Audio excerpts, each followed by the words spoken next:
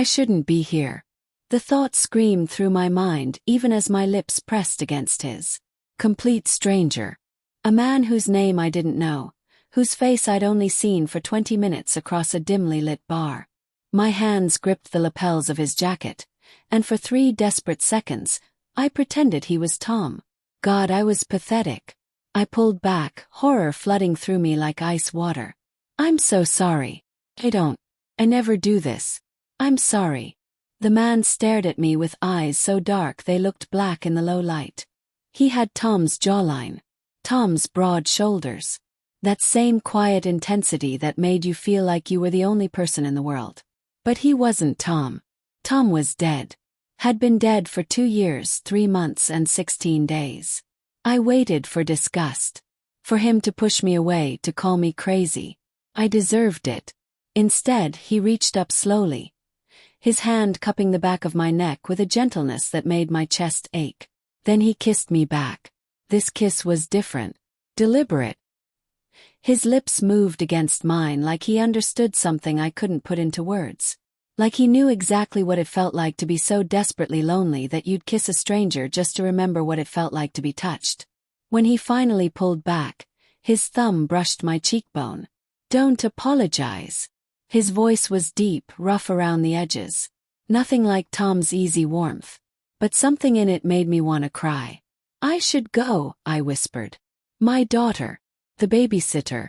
I told her I'd only be an hour. How old? 7. Her name is Sophie. Why was I telling him this? She has school tomorrow. I really should. I'm Vincent.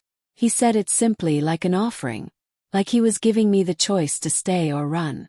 Every rational part of my brain screamed at me to leave. To go home to Sophie. To stop making impulsive decisions that would only lead to more pain. I'd already lost everything once. I couldn't survive it again.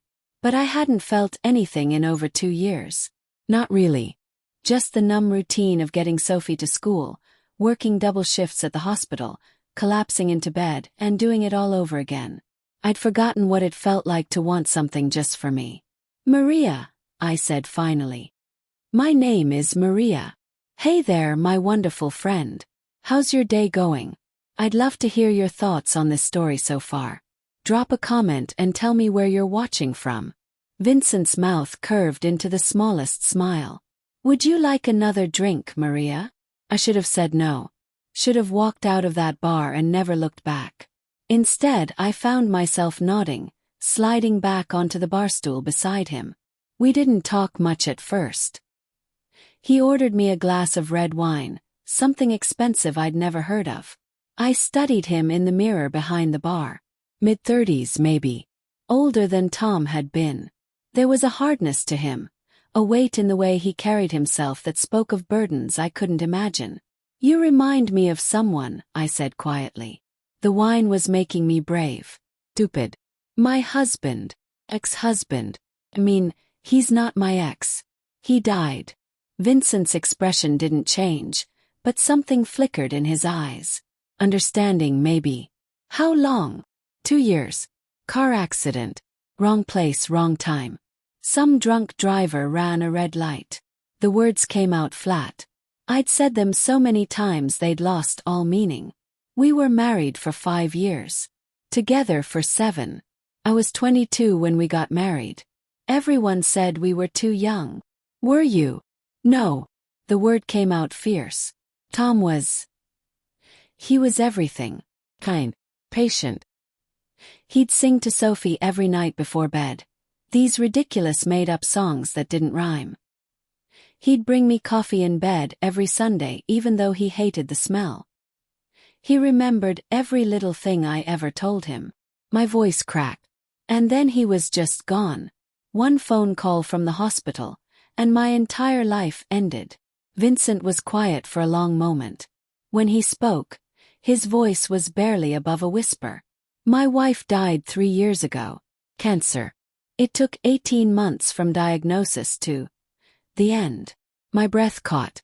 I'm so sorry. She fought hard. Harder than anyone I'd ever seen.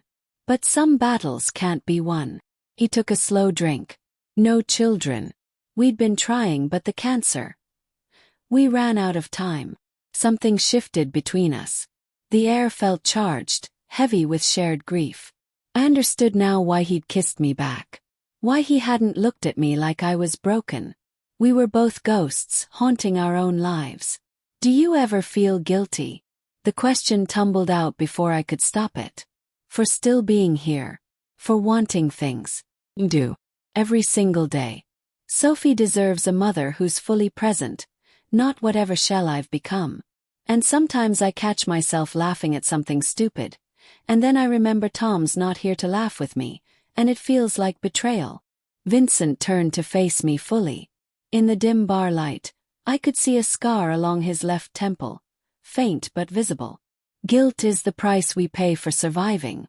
But your husband, Tom, would he want you to stop living? No, I admitted.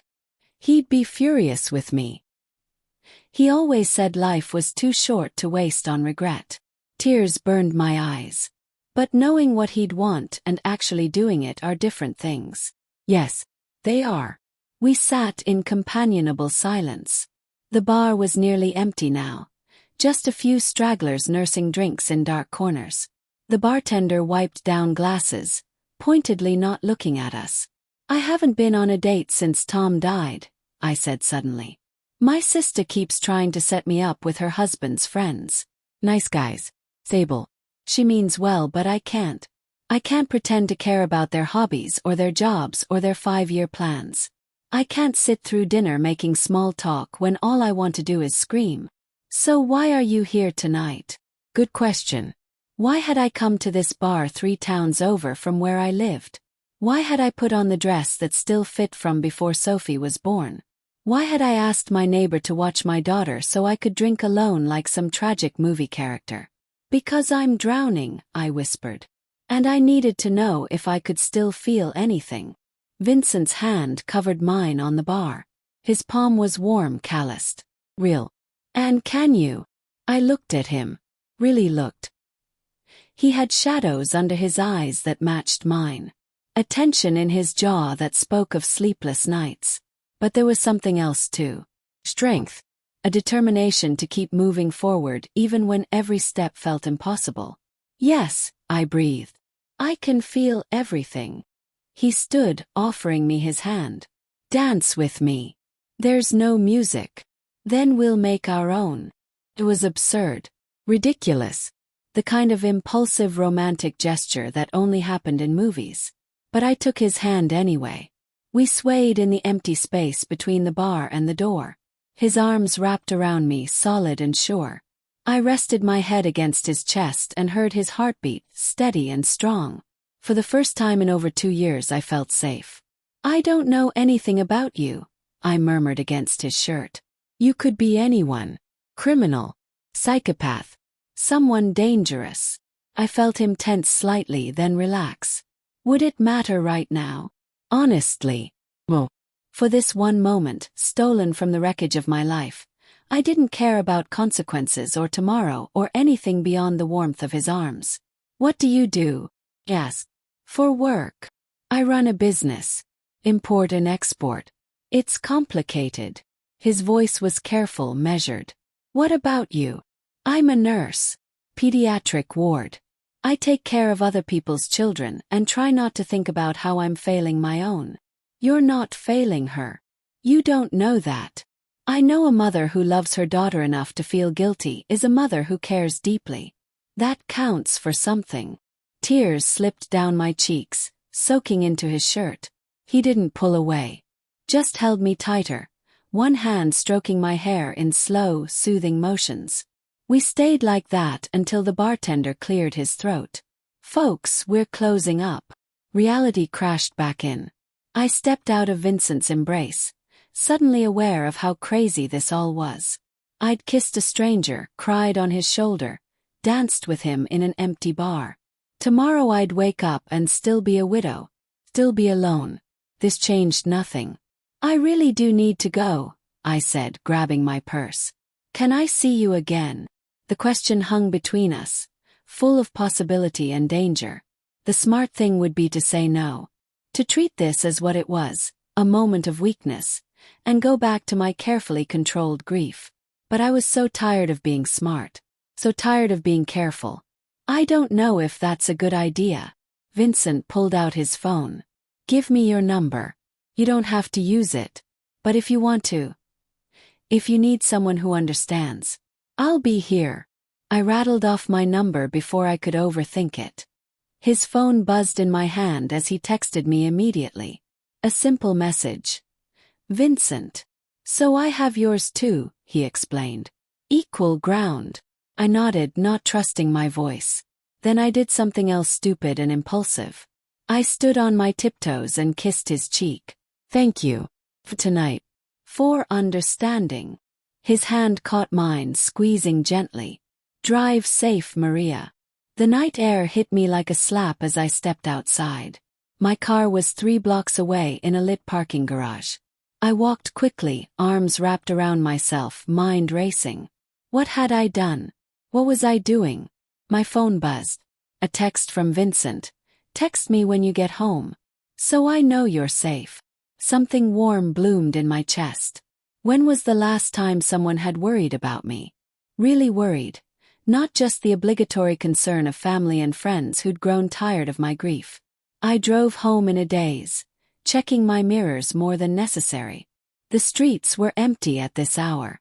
When I pulled into my driveway, I sat for a moment, staring at the house Tom and I had bought together. The house where we'd brought Sophie home from the hospital.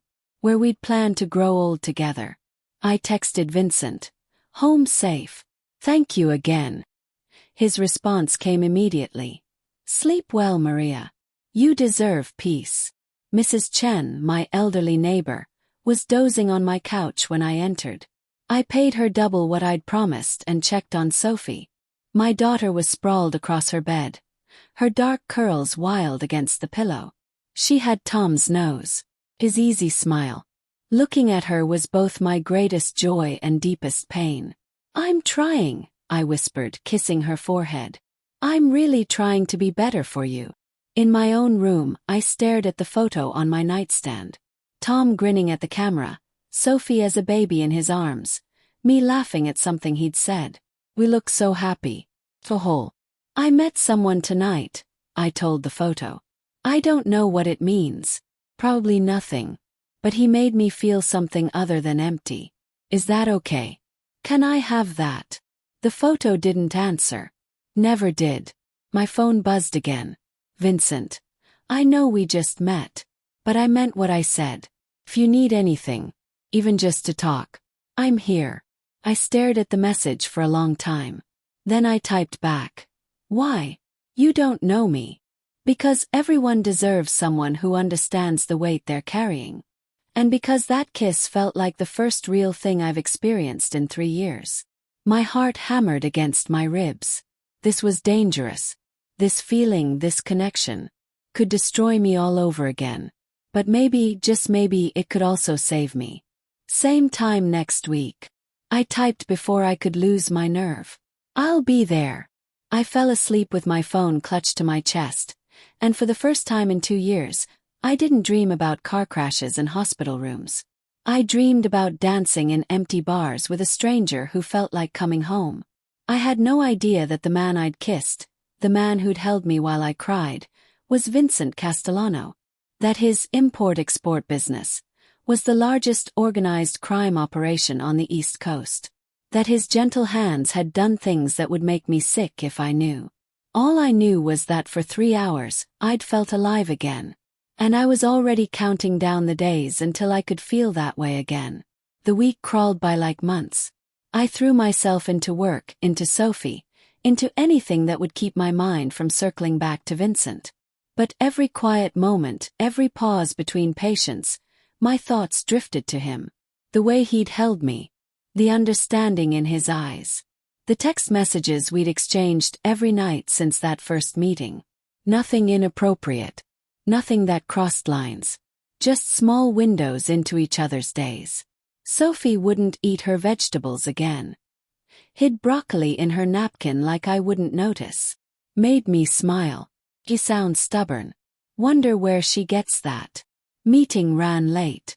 Sometimes I forget what sunlight looks like. Go outside tomorrow. 5 minutes. Doctor's orders. Simple things. Human things. But they mattered more than they should. Friday finally arrived. I'd arranged for Mrs. Chen to watch Sophie again, claiming a work event. The lie tasted bitter on my tongue, but I couldn't explain Vincent to anyone yet. Couldn't justify him even to myself. My sister Rachel called while I was getting ready. Maria, hey. Listen, David's coworker just got divorced. Really nice guy, works in accounting. I was thinking maybe Sunday dinner we could. Rachel, no. You didn't even let me finish. Because the answer is no. I'm not interested in meeting David's coworker. I stared at my reflection, holding up 2 different sweaters. Both looked wrong.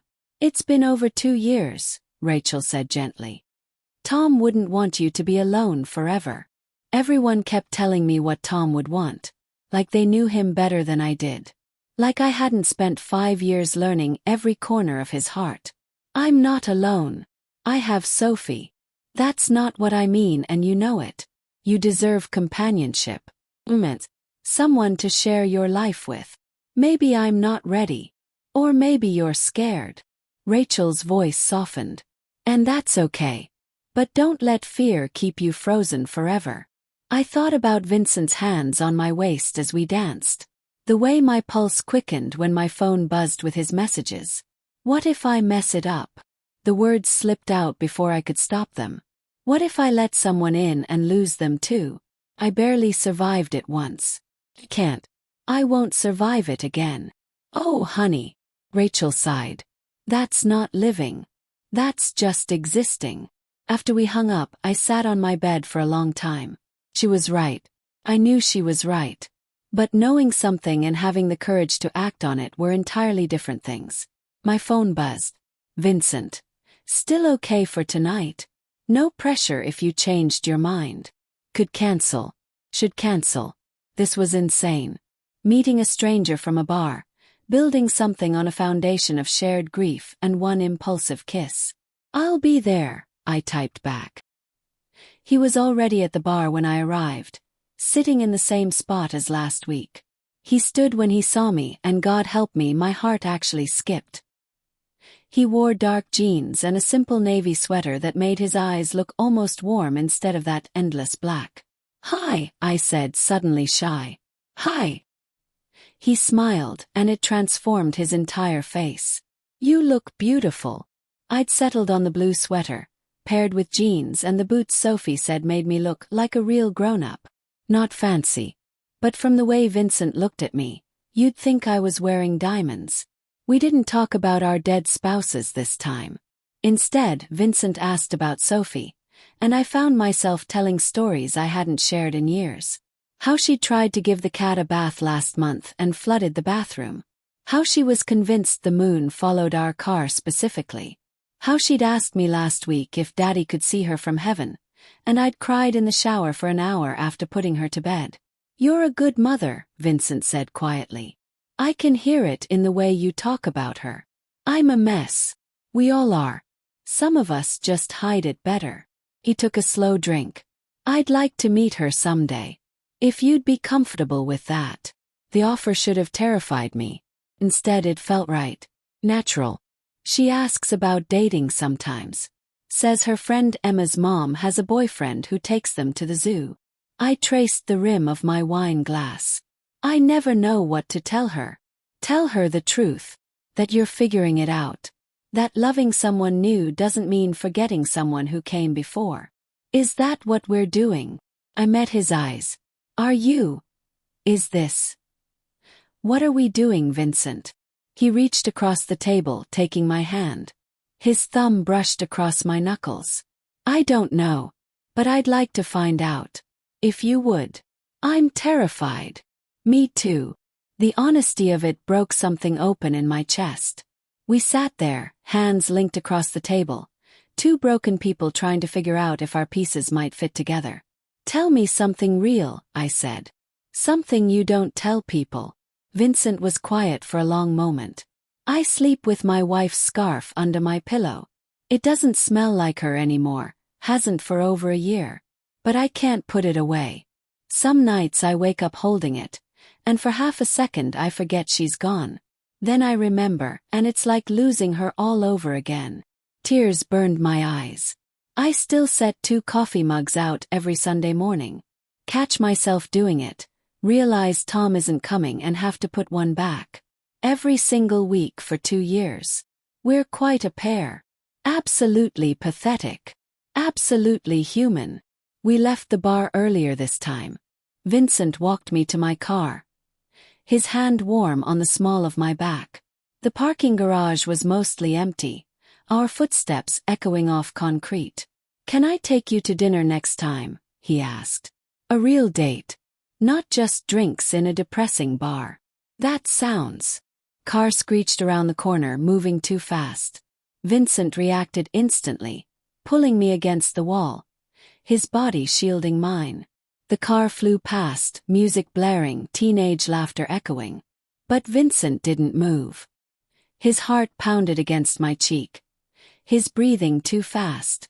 When I looked up, his expression was ice cold, his eyes scanning the garage with an intensity that made my stomach drop.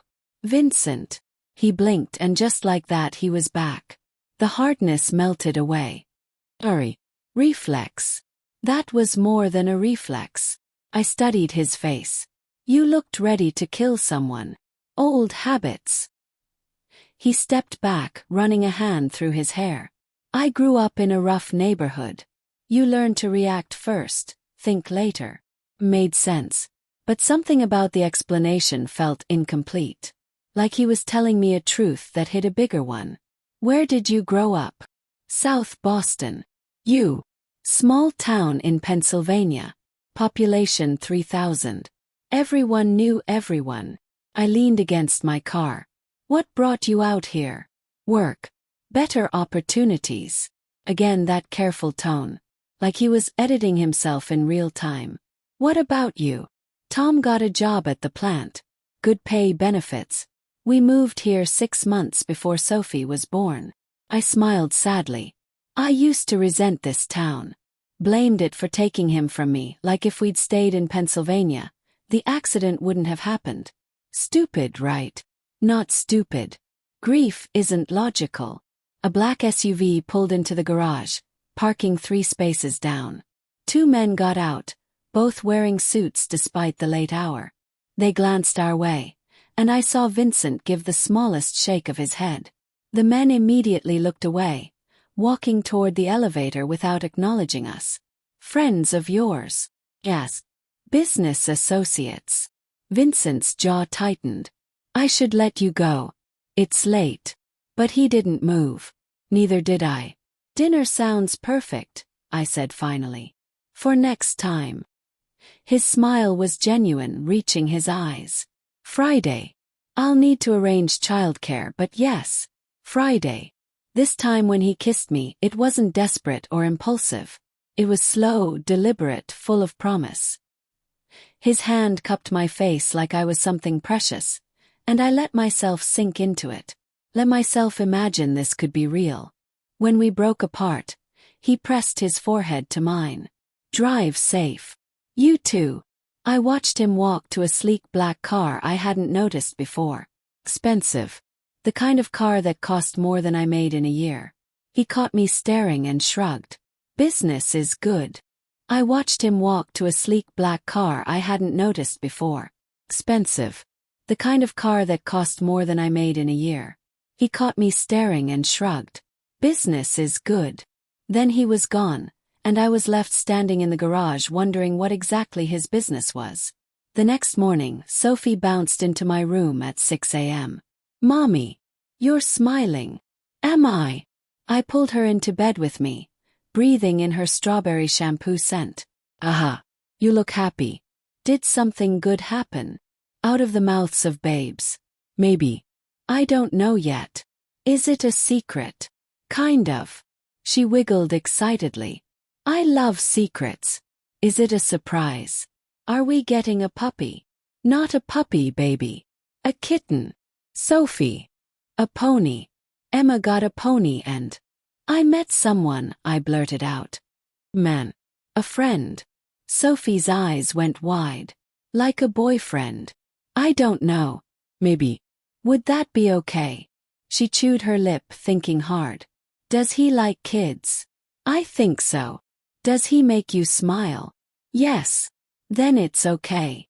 She snuggled against me. Daddy would want you to smile. He told me once. My heart stopped. When did he tell you that? Before the accident. I was really little, but I remember. I asked him what would happen if he went to heaven, and he said you'd be sad for a while, but then someone would make you smile again, and that was good. That love doesn't run out. I held her tight, tears streaming down my face. Even from beyond the grave, he was taking care of us. I love you so much, I whispered into her hair. I love you too, Mommy. Can we have pancakes? The week passed in a blur of texts and anticipation. Vincent sent good morning messages that made me blush. Asked about Sophie's school play, her lost tooth, the weird rash on her arm that turned out to be marker she'd fallen asleep on. He was attentive without being overwhelming. Interested without being intrusive. Perfect in ways that should have been a red flag but somehow weren't. Friday he picked me up at my house. I debated having him meet me somewhere, but Sophie had insisted on seeing him. I need to make sure he's nice, she'd said seriously. That's what best friends do. So Vincent stood on my doorstep in dark slacks and a white button-down, holding flowers. Not roses, sunflowers. My favorites. I'd mentioned it once in passing 3 days ago. Sophie opened the door before I could, looking him up and down with all the seriousness of a 7-year-old. Are you Mommy's friend? I am. Vincent crouched down to her level. You must be Sophie. Your mom talks about you all the time. Good things. The best things. Do you like cats? We have a cat. His name is Mr. Whiskers, but he doesn't actually have whiskers because they fell out. Cat whiskers fall out and grow back, Vincent said solemnly. He'll have new ones soon. Sophie's face lit up. Really? Really? Just like that, he'd won her over. Mrs. Chen arrived, and Sophie barely noticed me leaving, too busy showing Vincent her rock collection. In the car, I couldn't stop smiling. You were good with her. She's easy to be good with. Smart kid. Looks just like you. She has her father's nose. She has your eyes. Your determination. He glanced at me. Does it bother you that I mentioned Tom? No, meant it. He's part of my life. Part of Sophie. I don't want to pretend he didn't exist. I wouldn't ask you to. Dinner was at a small Italian restaurant an hour away. Intimate, quiet, the kind of place where they didn't rush you. We talked for 3 hours. About everything and nothing.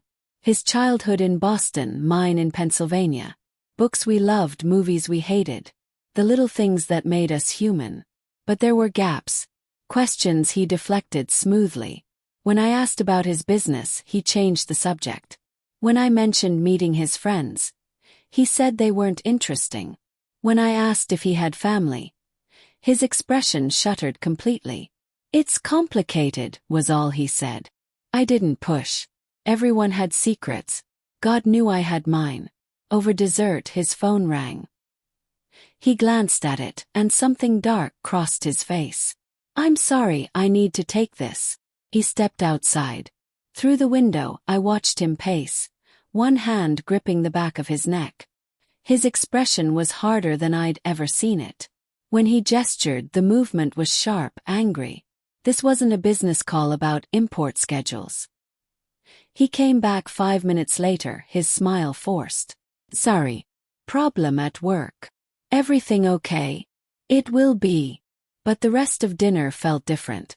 He was distracted, checking his phone twice more. When we left, he scanned the parking lot before opening my door. That same hyper-awareness from the garage. Vincent, what's wrong? Nothing. Just a long day. You're lying. He froze, then laughed without humor. You don't pull punches, do you? I've had enough people lie to me about important things. The doctors who said Tom might pull through when they knew he wouldn't.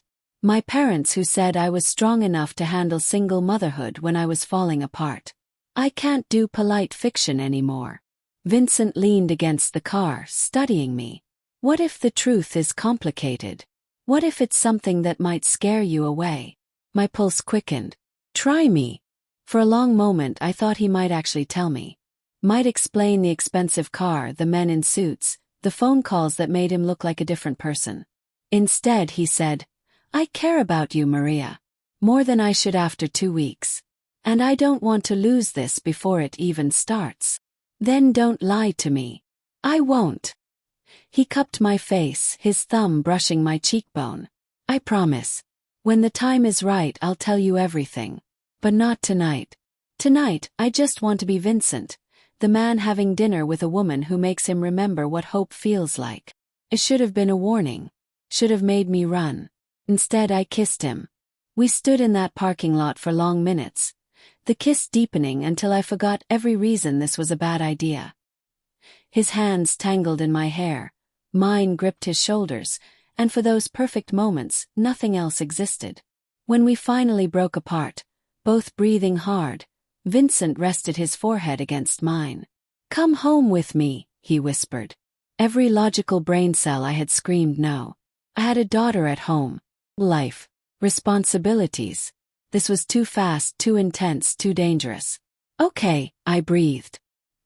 His apartment was in a building I'd driven past 100 times but never entered. The kind with a doorman and marble floors and an elevator that required a key card. His place was on the top floor, all dark wood and leather furniture and windows overlooking the city. Should have felt cold. Instead it felt lonely.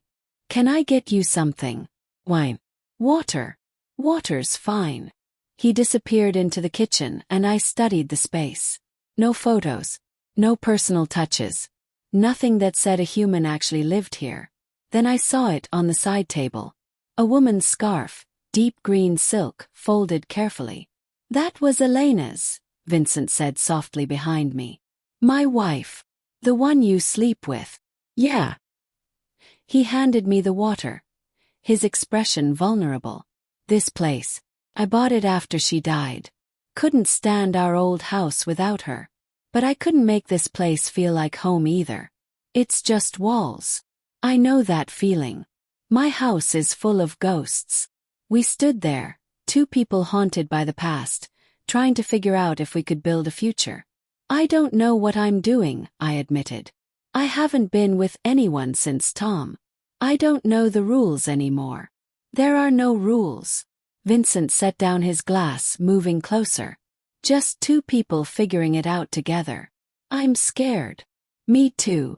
He kissed me again, slow and sweet, and I let myself fall into it. Let myself forget about tomorrow and consequences and all the reasons this was complicated. His hands were gentle, asking permission with every touch, and I gave it gladly. We didn't sleep together that night. Just held each other on his couch, talking until the sun started to rise. About Elena's battle with cancer. About Tom's funeral. About the crushing weight of grief and the guilt of wanting to move forward. I feel like I'm betraying him, I whispered into Vincent's chest. Every time I'm happy with you, there's this voice saying I don't deserve it. That if I really loved Tom, I'd still be miserable. Love isn't finite. Having room in your heart for someone new doesn't erase what came before. Logically, I know that. But logic and feelings are different things. They are. He stroked my hair. Elena and I talked about this near the end. She made me promise I'd find someone. Said she couldn't stand the thought of me being alone forever. I told her I'd try, but I never actually believed I would. Couldn't imagine wanting anyone else. What changed? Ooh, that kiss in the bar. The way you understood without me having to explain. I'd forgotten what it felt like to connect with someone. I lifted my head to look at him. In the early morning light, he looked younger, less burdened. This is crazy, right? Two broken people trying to glue their pieces together. Completely insane. Good. As long as we're on the same page. He drove me home at dawn. Sophie was still asleep, Mrs. Chen dozing in the chair. I paid her and crept upstairs, my heart full in a way it hadn't been in years. My phone buzzed. Vincent. Thank you for tonight. For trusting me. Me. Thank you for being patient with my mess. Vincent. Your mess fits nicely with mine. I fell asleep smiling, Tom's photo still on my nightstand but the ache in my chest slightly less sharp. I didn't know that while I slept, Vincent was across town dealing with a problem. That the phone call during dinner had been about a shipment gone wrong. That his business wasn't import and export in any legal sense. I didn't know that the two men in suits had been his enforcers. That the hardness in his eyes came from years of violence I couldn't imagine. All I knew was that for the first time in over 2 years I felt like myself again. And that was enough. Now. 3 months passed in a blur of stolen moments and careful integration. Vincent became part of our lives slowly, carefully. Saturday morning pancakes with Sophie. Homework help at the kitchen table. Movie nights where my daughter fell asleep between us on the couch. He never pushed, never tried to replace Tom. Just carved out his own space in our world. Sophie adored him. That was the dangerous part. Vincent says I'm smart enough to skip a grade, she announced one evening, swinging her legs at the dinner table. He helped me with my math and said I'm really good at patterns. Vincent is right, I said, watching her beam. You are smart. Is he going to live with us? I nearly choked on my water. What? Emma's mom's boyfriend moved in. They have a spare toothbrush for him and everything. Sophie said this like it was the most logical thing in the world. Vincent's here all the time anyway. It's more complicated than that, baby. Why? Good question. Why was it complicated? Vincent had been nothing but wonderful. Attentive, patient, kind. He made me laugh. Made me feel alive. Sophie loved him. My sister had met him twice and kept texting me to lock him down before someone else did. But there were still the gaps. The phone calls he took in another room. The way he'd tense when I asked about his family. The expensive gifts that appeared despite his claims that business was just okay. The time I'd seen him with those two men in suits outside a restaurant downtown. His expression cold and commanding in a way that made him look like a stranger. When I'd asked about it, he'd deflected smoothly. Business partners. Nothing important.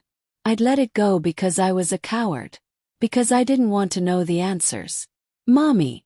Sophie waved her hand in front of my face. You got that far away look again. Sorry, sweetheart. I was just thinking. About Vincent. Maybe. He grinned. You smile different now. Like you used to in the old pictures with Daddy. My heart clenched.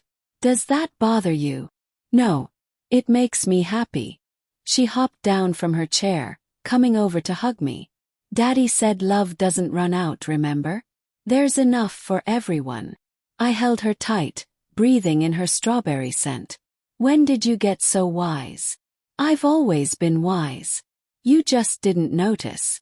That Saturday, Vincent took us to the aquarium. Sophie dragged him from exhibit to exhibit, asking a million questions he answered with infinite patience. Watching them together, his large hand holding her small one, something shifted in my chest. This was real. This was my life now. Not just grief and survival but actual happiness. We were watching the sea turtles when it happened. A man approached Vincent, young and nervous. He said something too quiet for me to hear. Vincent's entire body went rigid. He looked at me, at Sophie, then back to the man. Not now, Vincent said, his voice ice. It can't wait. He's insisting. I said not now. The man's eyes flickered to me and Sophie. He said to remind you what happened last time you made him wait. Something dangerous flashed across Vincent's face. For a second I saw the man from the parking garage. The one who'd looked ready to kill over a speeding car. Then he turned to me. His expression carefully neutral. I'm so sorry. I need to make a call. Work emergency. Will you be okay here for a few minutes? Of course. He kissed my forehead, ruffled Sophie's hair, and walked away with the nervous man. I watched them disappear around a corner, unease coiling in my stomach. Mommy, look. That turtle is huge. I turned back to Sophie, forcing a smile. But my mind was elsewhere. Vincent returned 20 minutes later, distracted and tense. Everything okay? I asked as Sophie ran ahead to the jellyfish exhibit. Fine. Just a client being difficult. He took my hand, but his grip was tighter than usual. I'm sorry. I hate that work interrupted our day. What exactly do you do, Vincent? Really? He stopped walking. Around us, families moved past, children laughing, completely unaware of the tension crackling between us. I run a distribution company. We move products from one place to another. That's not an answer. It's the truth. It's a version of the truth. There's a difference. I crossed my arms. I'm not stupid. The expensive car, this building you live in, the men in suits, the phone calls you won't take in front of me. What are you really involved in? Vincent's jaw tightened. It's complicated. Then uncomplicated. Maria. No. No more deflecting. Have a daughter. Life. I can't keep pretending I don't notice the inconsistencies. My voice dropped. I'm falling for you. Really falling. But I need to know who you actually are. He stared at me for a long moment. I could see him weighing options, calculating risks. You're right, he said finally. You deserve the truth. But not here. Not with Sophie around. Come to my place tomorrow night. I'll tell you everything. Promise. I promise. But something in his eyes made me wonder if the truth would be something I could live with. The next evening, Mrs. Chen watched Sophie while I drove to Vincent's apartment. My hands shook on the steering wheel. Part of me didn't want to know. Wanted to keep living in the comfortable illusion we'd built. But I'd learned the hard way that ignoring reality didn't make it disappear. Vincent opened the door before I could knock. He looked exhausted, like he hadn't slept. Without a word, he pulled me inside, holding me tight. Whatever you're about to tell me, I whispered against his chest. We'll figure it out. He laughed, but it sounded broken. Don't make promises until you know what you're dealing with. We sat on his couch, my hand in his. He stared at our intertwined fingers for a long moment before speaking. My family has been in the import business for 3 generations. My grandfather started it, my father expanded it, and I inherited it when he died.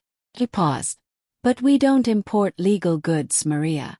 We move things that people don't want traced. Weapons sometimes. Other merchandise. We facilitate transactions between people who can't use traditional banking systems. My blood turned cold. You're talking about organized crime. I'm talking about a business that exists in gray areas.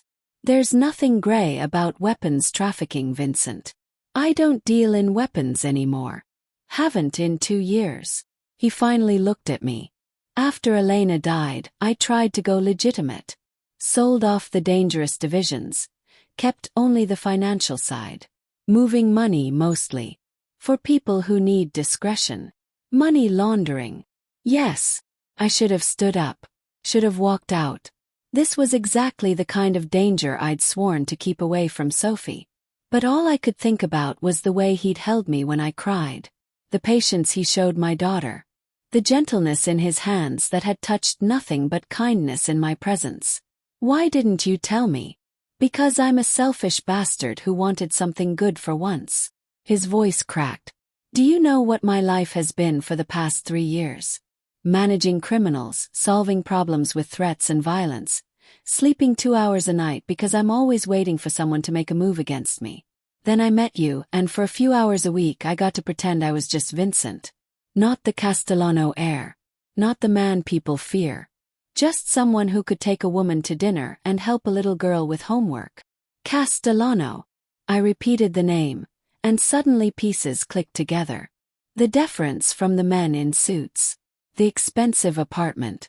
The way the nervous man at the aquarium had looked terrified. Vincent Castellano.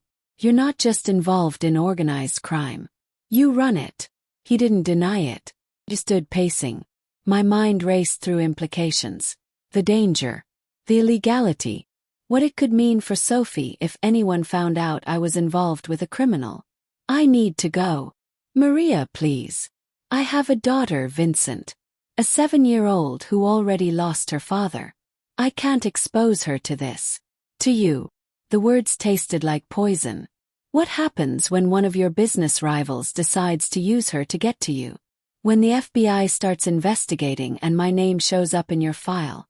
I can't risk her safety for this. Vincent stood, his face pale. I would never let anything happen to Sophie. Or to you. You can't promise that. Not in your world. Then I'll leave it. The words came out fierce, desperate. I'll walk away. Sell everything, move somewhere new. We can start over, all three of us. You can't just walk away from the Mafia, Vincent. That's not how it works. I can try. I wanted to believe him. God, I wanted it so badly I could taste it. But I'd already lost one man I loved.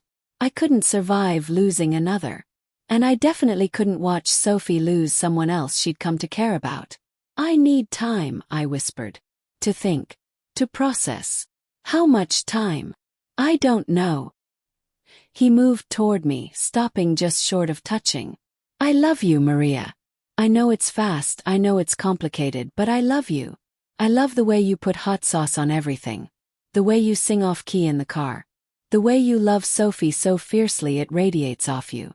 I love that you make me want to be better than what I was born into. Tears streamed down my face. I love you too. That's what makes this so hard. Then fight for us. I am fighting. I'm fighting to protect my daughter. To protect you from the guilt if something happened to us because of your world. I grabbed my purse. I'm sorry, Vincent. I'm so sorry. I made it to my car before I started sobbing. Sat in the parking garage where we'd first kissed and cried until I couldn't breathe. My phone rang. Rachel. Hey, I was just calling to see if you and Mr. Perfect want to come to dinner next weekend. David's been dying to talk sports with someone who actually. She stopped. Are you crying? What happened? I think I just ended the best thing that's happened to me in years. What? Why? I couldn't tell her the truth. Couldn't explain without exposing Vincent's secrets. It's complicated. Maria, you're always saying that. Life is complicated. Love is messy. But you don't throw it away just because it's hard. What if it's dangerous? What do you mean dangerous? I mean, what if being with him puts Sophie at risk? What then? Rachel was quiet for a moment. Is he violent? Abusive? No. No. Nothing like that. Then what are we talking about here? I couldn't answer. The truth was too big, too dangerous to speak out loud. You need to talk to him, Rachel said finally. Really talk. Figure out if the risk is real or if you're just scared of being happy again. After we hung up, I sat in the dark car for another hour. My phone buzzed constantly. Texts from Vincent. Please don't shut me out. I meant what I said. I'll do whatever it takes. Just give me a chance to make this right. Finally, at midnight, one more message. I understand if you can't forgive this. But I need you to know that these past 3 months have been the best of my life. You and Sophie gave me hope when I thought I'd lost it forever. Whatever you decide, thank you for that. I drove home in a fog. Mrs. Chen had fallen asleep on the couch again. I paid her and checked on Sophie, who was sprawled across her bed with Mr. Whiskers curled against her side. What do? I whispered to Tom's photo on my nightstand. He's a criminal. But he's also kind and gentle and Sophie adores him. He makes me feel alive again. But what if I'm being selfish? What if I'm putting our daughter in danger just because I'm lonely? The photo didn't answer. But I knew what Tom would say. He'd tell me to protect Sophie above everything else. That no romance was worth risking our daughter. But he'd also tell me that love was precious. That happiness was worth fighting for. I fell asleep with my phone in my hand, Vincent's messages still on the screen, unable to decide which version of Tom's advice to follow. The decision was made for me 3 days later. I was leaving the hospital after a double shift when I noticed the car. Black sedan, tinted windows, idling across the street. When I walked to my car, it followed. Not obviously. Just enough that I noticed. My heart hammered. I drove home the long way, taking random turns. The car stayed with me the whole time. By the time I reached my house, I was shaking. The car drove past slowly, and I caught a glimpse of the driver. One of the men in suits I'd seen with Vincent. I locked every door and window, then called Vincent with trembling fingers. He answered on the first ring. Maria. There was a car following me. One of your men. Silence. Then, what did he look like? I described him. Vincent swore viciously. Stay inside. Lock everything. I'm sending someone to watch your house. Vincent, what's happening? I'll explain everything. Just please stay safe. Keep Sophie inside. He hung up. 10 minutes later, a different black car parked outside my house. I watched from the window as a man got out, positioned himself with a clear view of my door. This was Vincent's world. Guards and threats and cars following me home from work. This was the reality I'd signed up for by falling in love with him. And somewhere between the fear and the adrenaline, I realized something crucial. I wasn't walking away. I was all in. Vincent arrived 20 minutes later, taking the porch steps 2 at a time. I opened the door before he could knock, not wanting to wake Sophie. He pulled me into his arms, his heart pounding against my ear. Are you okay? Did he approach you? Say anything. No. Just followed me home. I pulled back to look at him. Who was it? Vincent's expression was granite. Someone who shouldn't have been anywhere near you. It's handled. That's not an answer. It's the only one I can give right now. He cupped my face, his thumb brushing my cheekbone. I'm so sorry. This is exactly what I was trying to prevent. By lying to me for 3 months. By keeping you separate from my work. By trying to protect you from this. He gestured toward the window, toward the guard outside. This is my world, Maria. Threats and countermoves and always watching your back. I never wanted it to touch you. I should have been angry, terrified. Instead, I felt strangely calm. Like I'd been waiting for the other shoe to drop since that first kiss in the bar. Tell me everything, I said. No more half-truths. If I'm going to be part of this, I need to know what I'm dealing with. You're staying. I'm terrified and probably insane, but yes, I'm staying. I took his hand, leading him to the couch. But I need complete honesty. About your business, about the danger, about what this means for Sophie. Vincent was quiet for a long moment. His fingers laced through mine. When he spoke, his voice was low and careful. There are 5 major families that control organized crime on the East Coast. The Castellanos are one of them. My father ran our operations for 30 years before he died. I took over 8 years ago. He looked at me. I'm not a soldier, Maria. I'm the boss. When I give orders, people follow them or they suffer consequences. What kind of consequences? The kind I won't describe to you because I don't want you to look at me differently. But I already knew. The hardness in his eyes, the way people reacted to his name, the expensive apartment bought with blood money. Vincent Castellano wasn't just connected to organized crime. He was organized crime in this city. The man following you works for the Moretti family. They've been trying to move into our territory for months. Vincent's jaw tightened. I've been handling it quietly, trying not to escalate. But if they're targeting you, that means they know you matter to me. Which means they'll use you for leverage. My stomach dropped. Sophie is safe. I have 3 men watching this house right now. More watching her school. No one will touch her, I swear it. You can't promise that. I can and I will. His voice was steel. I've already reached out to Moretti. Made it clear that you and Sophie are completely off limits. That if anyone so much as looks at you wrong, I'll burn his entire operation to the ground. Vincent, I know what you're going to say. That threats create more danger. But in my world, weakness is what gets people killed. Moretti needed to understand that touching you would cost him everything. He stood pacing. Outside, I could see the guard's silhouette in the car. Inside, my daughter slept peacefully, unaware that her life had just become infinitely more complicated. "I can't live like this," I whispered. "With guards and threats and always looking over my shoulder." "You won't have to. I'm working on something. A way out." I turned to face him. "You said you can't just walk away." "Not easily. But it's possible." Vincent stood, moving to me. "There's a man, a lawyer, who specializes in helping people like me disappear. New identities, new lives. We'd have to leave everything behind, but we'd be safe. Free." Hope flickered in my chest. "How long would that take?" 6 months. Maybe less. I need to liquidate assets, transfer power, make it look like I'm dying or going into witness protection. Something that lets me leave without making me look weak. And in the meantime, I protect you.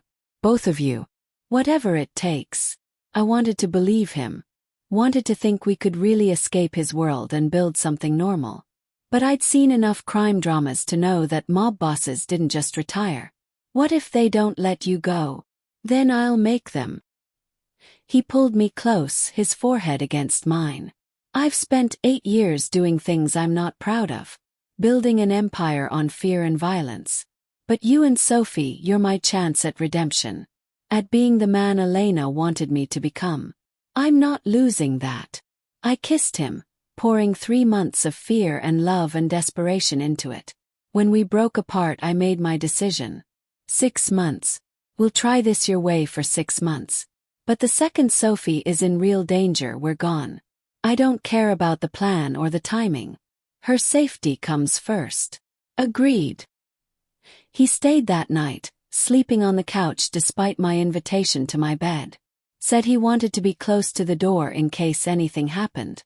I found him at 3 a.m., standing at the window, watching the street with the stillness of a predator. "Can't sleep?" I asked softly. "Too wired." He didn't turn around. "I keep running scenarios. What if Moretti doesn't back down? What if there are others who see you as a weakness? What if I can't keep you safe?" I wrapped my arms around him from behind. "We'll figure it out together. You shouldn't have to figure this out at all. You should be with some normal guy. An accountant or a teacher. Someone who comes home at 5 and whose biggest stress is traffic. I don't want normal. I want you." He turned, pulling me against his chest. We stood like that until the sun rose. 2 broken people trying to protect something fragile and precious. The next 2 weeks were suffocating. Guards followed me everywhere. Vincent insisted on driving Sophie to school personally. My sister started asking questions I couldn't answer. "Why is there always a car outside your house?" Rachel demanded over the phone. "And who are those men? Are you in some kind of trouble?" "It's complicated." "Stop saying that. Maria, you're scaring me. Does this have to do with Vincent?" I couldn't lie to her anymore. "Yes." "What did he do?" "He's trying to protect us." "From what?" Closed my eyes. "From his past. From people who want to hurt him through me." Rachel's silence was deafening. Then, "I'm coming over." She arrived an hour later, after Sophie was in bed. I told her everything. Well, almost everything. Enough that she understood the danger without knowing specifics that could put her at risk too. "You're dating a mobster," she said flatly. "I'm dating a man who's trying to leave that life. Maria, this is insane. You have a daughter. You can't expose her to this world." "I'm not. Vincent is getting us out. New identities, new city. 6 months and we're free." "And you believe him?" Did I? That was the question that kept me up at night. Vincent had been nothing but honest since I'd confronted him. But could I really trust a man whose entire life was built on deception and violence? "I love him," I said quietly. "And he loves us. That has to count for something." Rachel shook her head. "Love doesn't stop bullets, Maria." She left angry, and I didn't blame her. I was angry too. Angry at myself for falling for Vincent. Angry at him for being what he was. Angry at the universe for putting us together when it could only end badly. But I was also helplessly, desperately in love. Vincent came over that night after Sophie was asleep. We sat in the kitchen and I told him about Rachel. "She's right to be concerned," he said. "This is dangerous. I'm dangerous. Are you trying to talk me out of this? I'm trying to give you an out. Before it's too late." I took his hand, studying the scars on his knuckles. "What happened here? Bar fight when I was 19. Stupid kid trying to prove himself. And this one." I touched a thin line on his forearm. "Knife fight. Less stupid, more necessary." I traced each scar, each mark of violence, trying to reconcile them with the man who helped my daughter with math homework. "Do you ever regret it? The life you chose?" "I didn't choose it. I inherited it." His voice was bitter. "My father groomed me from birth to take over. By the time I was old enough to question it, I was already too deep. People depended on me. Leaving would have meant their deaths. And now I have something worth leaving for." We made love that night in my bed, quiet and desperate, trying to forget the world outside. Afterwards, Vincent held me close, his hand over my heart. "I got the call today," he whispered. "From the lawyer. Everything's in place. 4 months now, maybe less." Relief flooded through me. "Really? Really? There's a house waiting for us in Oregon. Small town, quiet. I'll be Michael Harrison, security consultant. You can keep nursing if you want, or we can live off what I've saved. Sophie can go to a good school, have a normal life." Sounded too good to be true. "What about your family? Your business?" I'm promoting my second in command, making it look like I'm stepping back for health reasons. Cancer like Elena. No one questions that. They'll believe it. They'll have to. I'm leaving enough infrastructure in place that the transition will be smooth. And I'm making arrangements to ensure our safety after we leave. "What kind of arrangements?" Vincent hesitated. "Insurance. Information that gets released if anything happens to us. Enough to destroy several families, including my own. Mutually assured destruction." The casual way he discussed destroying criminal empires should have terrified me. Instead, it was strangely comforting. Vincent knew his world, knew how to play the game. Maybe we really could escape. 3 weeks later, everything fell apart. I was at work when my phone rang. Unknown number. I almost didn't answer. "Mrs. Pierce." A woman's voice, professional and cold. "Yes. This is Agent Sarah Hendricks with the FBI. I need you to come to our field office immediately. It's regarding Vincent Castellano." My blood turned to ice. "I don't know what you're talking about." "Mrs. Pierce, we have surveillance photos of you with Mr. Castellano. We know about your relationship. You're not in trouble, but we need your cooperation." "I need to call my lawyer." "You don't need a lawyer. You're not being charged with anything.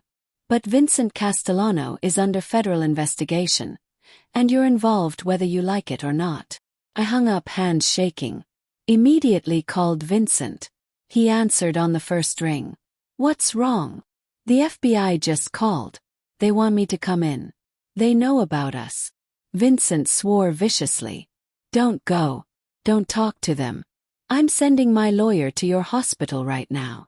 "Vincent, this is the FBI. Which means they're fishing. If they had real evidence, they'd have arrested you already. They want you to panic and give them something they can use." "What do I do?" "Nothing. Say nothing. My lawyer will handle it." Vincent's lawyer arrived within the hour. A sharp woman named Patricia who looked like she could tear apart federal prosecutors before breakfast. "The FBI will likely approach you again," she said calmly. "When they do, you invoke your Fifth Amendment right and refuse to answer questions without legal counsel present. You don't owe them anything." "But I haven't done anything wrong. Your boyfriend is under investigation for racketeering, money laundering, and conspiracy. Association alone can be enough for them to make your life hell." Patricia's expression softened slightly. "Vincent warned me you have a daughter. The FBI will use that. They'll threaten to involve Child Protective Services, To paint you as an unfit mother. Don't let them bully you. Felt sick. This was really happening. The nightmare scenario I tried to convince myself wouldn't come true. That night, Vincent came over with news that made everything worse. Moretti's dead, he said quietly. Someone put 2 bullets in his head this afternoon. Oh my God. It wasn't me. I swear, Maria. I had nothing to do with it. Then who? I don't know. But every family in the city is going to think I did it. Which means war. He ran his hands through his hair. The FBI is going to push harder now. They'll think I ordered the hit, and they'll use you to prove it. What do? We move up the timeline. Leave now. Tonight. I stared at him. I can't just disappear, Vincent. I have a job, a house. Sophie has school. None of that matters if you're dead or in prison. This is insane. This is survival. He gripped my shoulders. Have everything ready. Money, documents, the house in Oregon. We can be gone in 3 hours. Sophie's asleep. Then we wake her. Maria, please.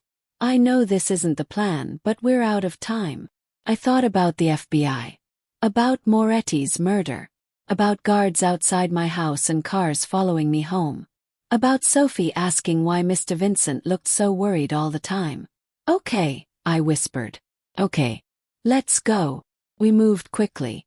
I packed 2 suitcases with essentials while Vincent made calls.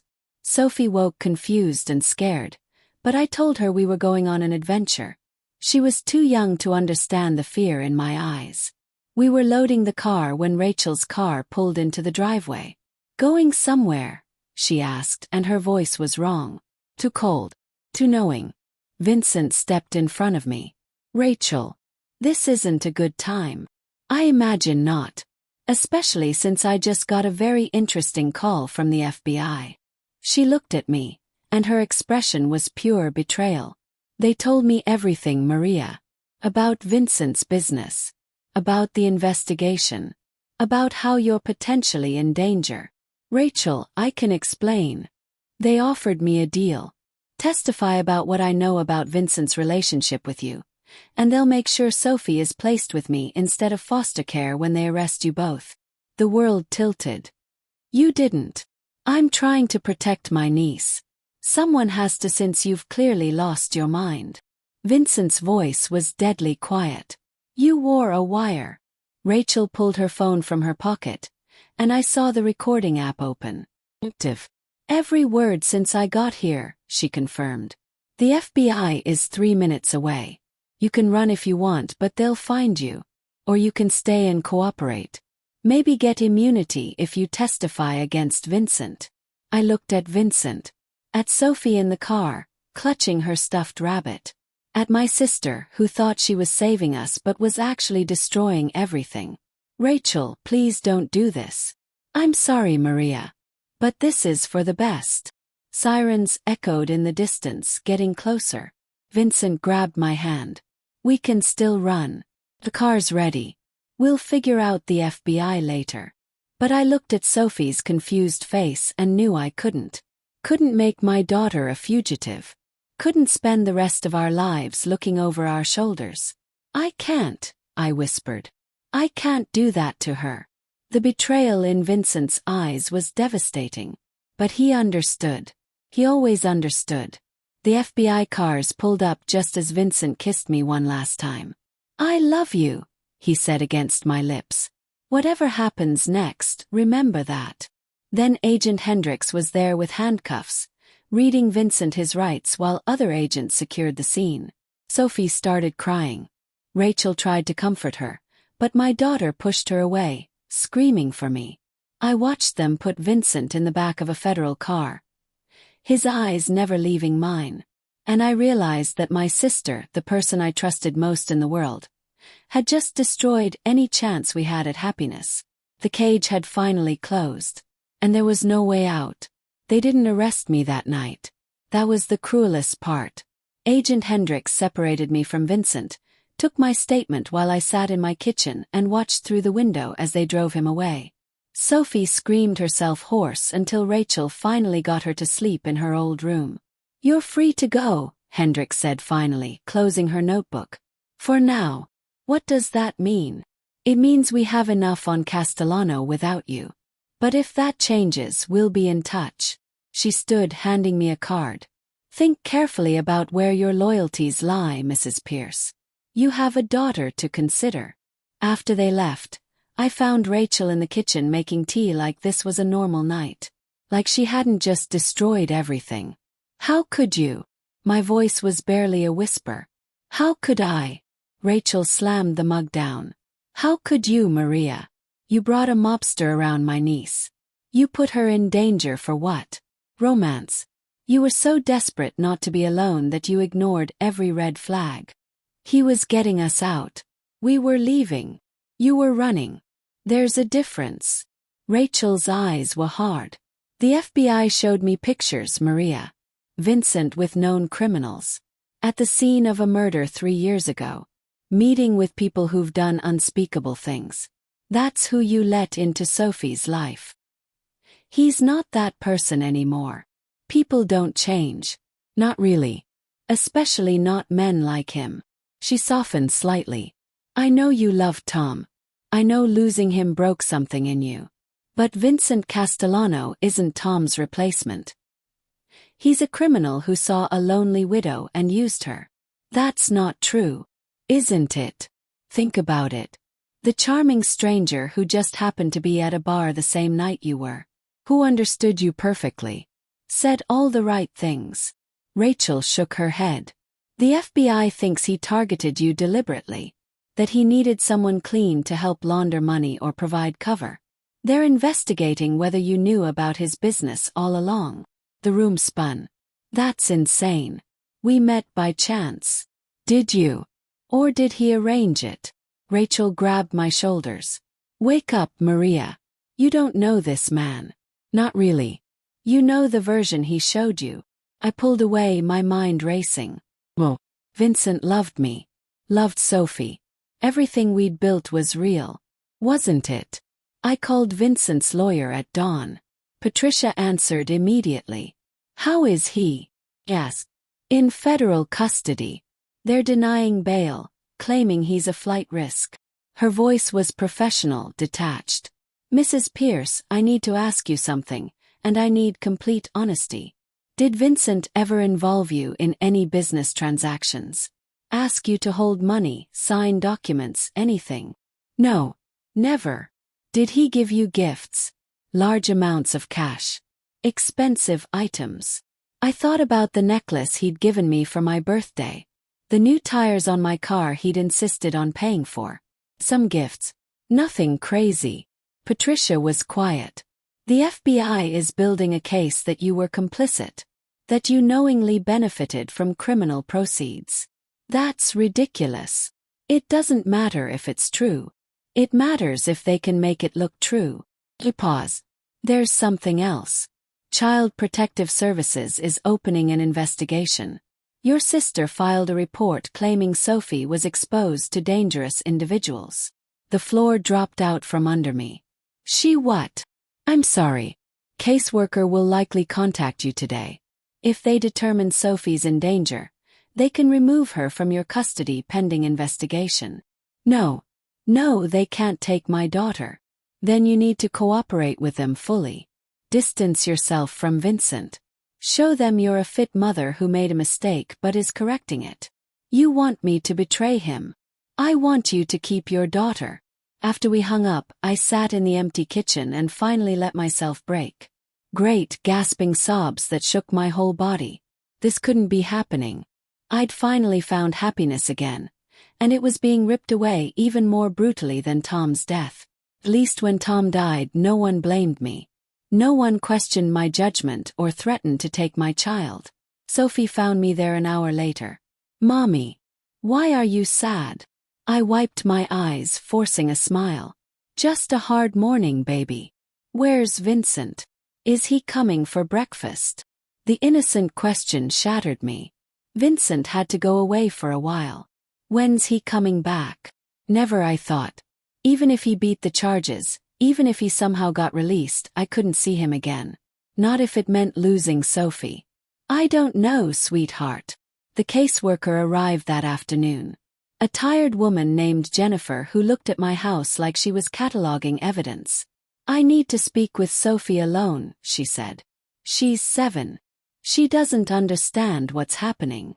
Which is exactly why I need to assess the situation. Jennifer's tone was kind but firm. You can wait here. I'll be in her room. I paced the living room for 20 minutes while Jennifer talked to my daughter.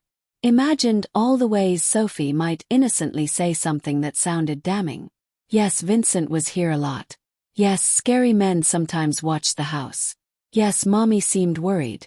When Jennifer emerged, her expression was unreadable. Sophie seems well-adjusted. Happy. No signs of abuse or neglect. She made notes on her tablet. However, the circumstances around Mr. Castellano are concerning. I'm not removing Sophie today, but this case will remain open. You'll have weekly check-ins, and any further contact with Mr. Castellano will result in immediate removal. Do you understand? Yes. I mean it, Mrs. Pierce. No calls, no visits, no letters. If you care about keeping your daughter, Vincent Castellano no longer exists to you. After she left, I found Sophie crying in her room. Did I say something wrong? She asked. That lady kept asking about Vincent and the men in the cars, and I didn't know what to say. I held her close. You didn't do anything wrong, baby. None of this is your fault. Is Vincent in trouble because of us? No. Vincent's in trouble because of choices he made a long time ago. But he's good now. He helps with my homework and makes you smile. How did I explain this to a 7-year-old? That good people could do bad things. That love didn't erase the past. That sometimes the right choice felt like dying. I know, sweetheart. But sometimes grown-up things are complicated. You always say that when you don't want to explain. She was right. I was hiding behind complications instead of facing the truth. The truth that I'd fallen in love with a criminal. That I'd brought danger into our home. That my judgment had been so clouded by loneliness I'd ignored every warning sign. Rachel was right. I'd been so desperate not to be alone that I'd risked everything. My phone buzzed. A text from an unknown number. It's Vincent. They're monitoring my phone, so I borrowed one. I'm so sorry. For everything. You and Sophie deserve better than this. I stared at the message. Should delete it.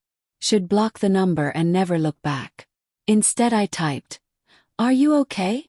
Don't worry about me. Worry about Sophie. Keep her safe." The caseworker came. "They'll take her if I contact you." Long pause. Then don't. I mean it, Maria. Whatever you feel for me, it's not worth losing her. Can handle prison. I can't handle knowing I destroyed your family. Tears streamed down my face. I love you. I love you too. That's why I'm letting you go. Be happy, Maria. Find some accountant like I said. Give Sophie the normal life she deserves. Forget about me. I can't just forget you. You have to. Promise me. I couldn't type the words. Couldn't promise something I knew I wouldn't keep. The phone buzzed again. Promise me, Maria. Please. It's the only thing that will make this bearable. My hands shook as I typed. I promise. 3 dots appeared, then disappeared. Then finally, goodbye. I threw the phone across the room and sobbed into my hands. This was worse than Tom's death. At least then I'd had good memories, no regrets, no guilt. Vincent was alive somewhere in a cell, and I couldn't see him, couldn't help him, couldn't even speak to him without destroying what was left of my life. Patricia called that evening with news that made everything exponentially worse. Vincent's refusing to make a deal, she said. The prosecutor offered 15 years if he'd testify against other families. He turned it down. Why would he do that? Because testifying means retaliation. Not against him, he doesn't care about that. Against people he cares about. He paused. Against you and Sophie. He's protecting you the only way he can. By sacrificing himself. by taking a life sentence instead of 15 years. The trial starts in 6 weeks. Without a deal, he's looking at 40 years minimum. 40 years. Vincent would be in his 70s when he got out. Sophie would be grown. I'd be almost 50. Our chance at a life together would be gone. There has to be something we can do, I said desperately. There is. You could testify. Tell the jury about the Vincent you know. The man who helped a little girl with homework and wanted to leave his old life behind. Humanize him. They'll destroy me on cross-examination. Probably. And CPS will likely remove Sophie during the trial. But it might reduce his sentence. I thought about Sophie's face when the caseworker questioned her. About the fear in her eyes. About how she'd already lost her father and didn't deserve to lose her mother too. I can't, I whispered. I can't risk her. Then there's nothing we can do. Vincent goes to trial, gets convicted, and spends the rest of his life in prison. After we hung up, I went to Sophie's room. She was asleep, Mr. Whiskers tucked under her arm. She looked so peaceful, so innocent. I'd failed Tom by not being able to save him. Now I was failing Vincent the same way. My phone buzzed. Rachel. I heard about the trial. I'm sorry it came to this. Are you? You got exactly what you wanted. I wanted you safe. I wanted Sophie protected. I didn't want Vincent in prison forever, Maria. I just wanted him away from you. Well, congratulations. Mission accomplished. I hung up before she could respond. That night I dreamed about the bar where Vincent and I met. But in the dream, when I kissed him, he turned to dust in my arms. I was left holding nothing but ashes and regret. I woke up crying, Tom's photo staring at me from the nightstand. I messed up, I whispered to it. I finally found something good, and I destroyed it by being too scared to fully commit. You'd be so disappointed in me. The photo didn't answer, but I knew the truth. I was disappointed in myself. The next morning, Agent Hendricks showed up at my door with 2 other agents. Maria Pierce, you're under arrest for money laundering and conspiracy to commit racketeering. The room spun. What? You said I was clear. That was before we found the offshore account in your name. The one with $2 million of Vincent Castellano's money. She pulled out handcuffs. You have the right to remain silent. I don't have an offshore account. I don't know what you're talking about. But the cuffs were already on, and they were leading me outside where neighbors watched from their yards. I saw Mrs. Chen's horrified expression. Saw Rachel pull up and run toward us. What about Sophie? I screamed. My daughter is inside. CPS has been notified, Hendricks said coldly. She'll be placed in temporary custody. No, please, she can stay with my sister. Rachel, tell them. But I saw Jennifer the caseworker arrive, saw her go inside to get Sophie, and I knew this was really happening. They were taking everything. My freedom, my daughter, my entire life. This was Vincent's world catching up with me. This was the price of loving a criminal. As they put me in the federal car, I saw Sophie at the window, crying and pounding on the glass. Rachel held her back, and my daughter's screams echoed through the quiet neighborhood. I'd become exactly what I'd feared most. A mother who'd failed to protect her child. And the cruelest part, I still loved Vincent. Even knowing what it cost me, what it would continue to cost, I loved him. That made me either the most loyal woman alive or the biggest fool. I suspected it was both. The car pulled away, and I watched my house disappear in the side mirror. Inside it, my daughter was being taken by strangers because I'd made the catastrophic mistake of believing love could conquer everything. Tom had been right about one thing. Life was too short to waste on regret. But some regrets were unavoidable. And this one was going to haunt me for the rest of my life. The holding cell smelled like disinfectant and despair. I sat on the metal bench, still in the clothes I'd been wearing when they arrested me. My wrists ached from the handcuffs.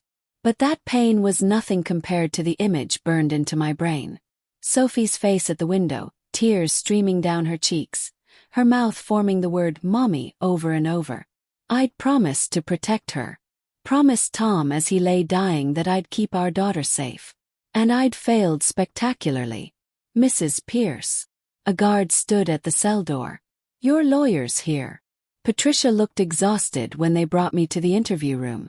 She set down her briefcase with a heavy thud. $2 million, Maria.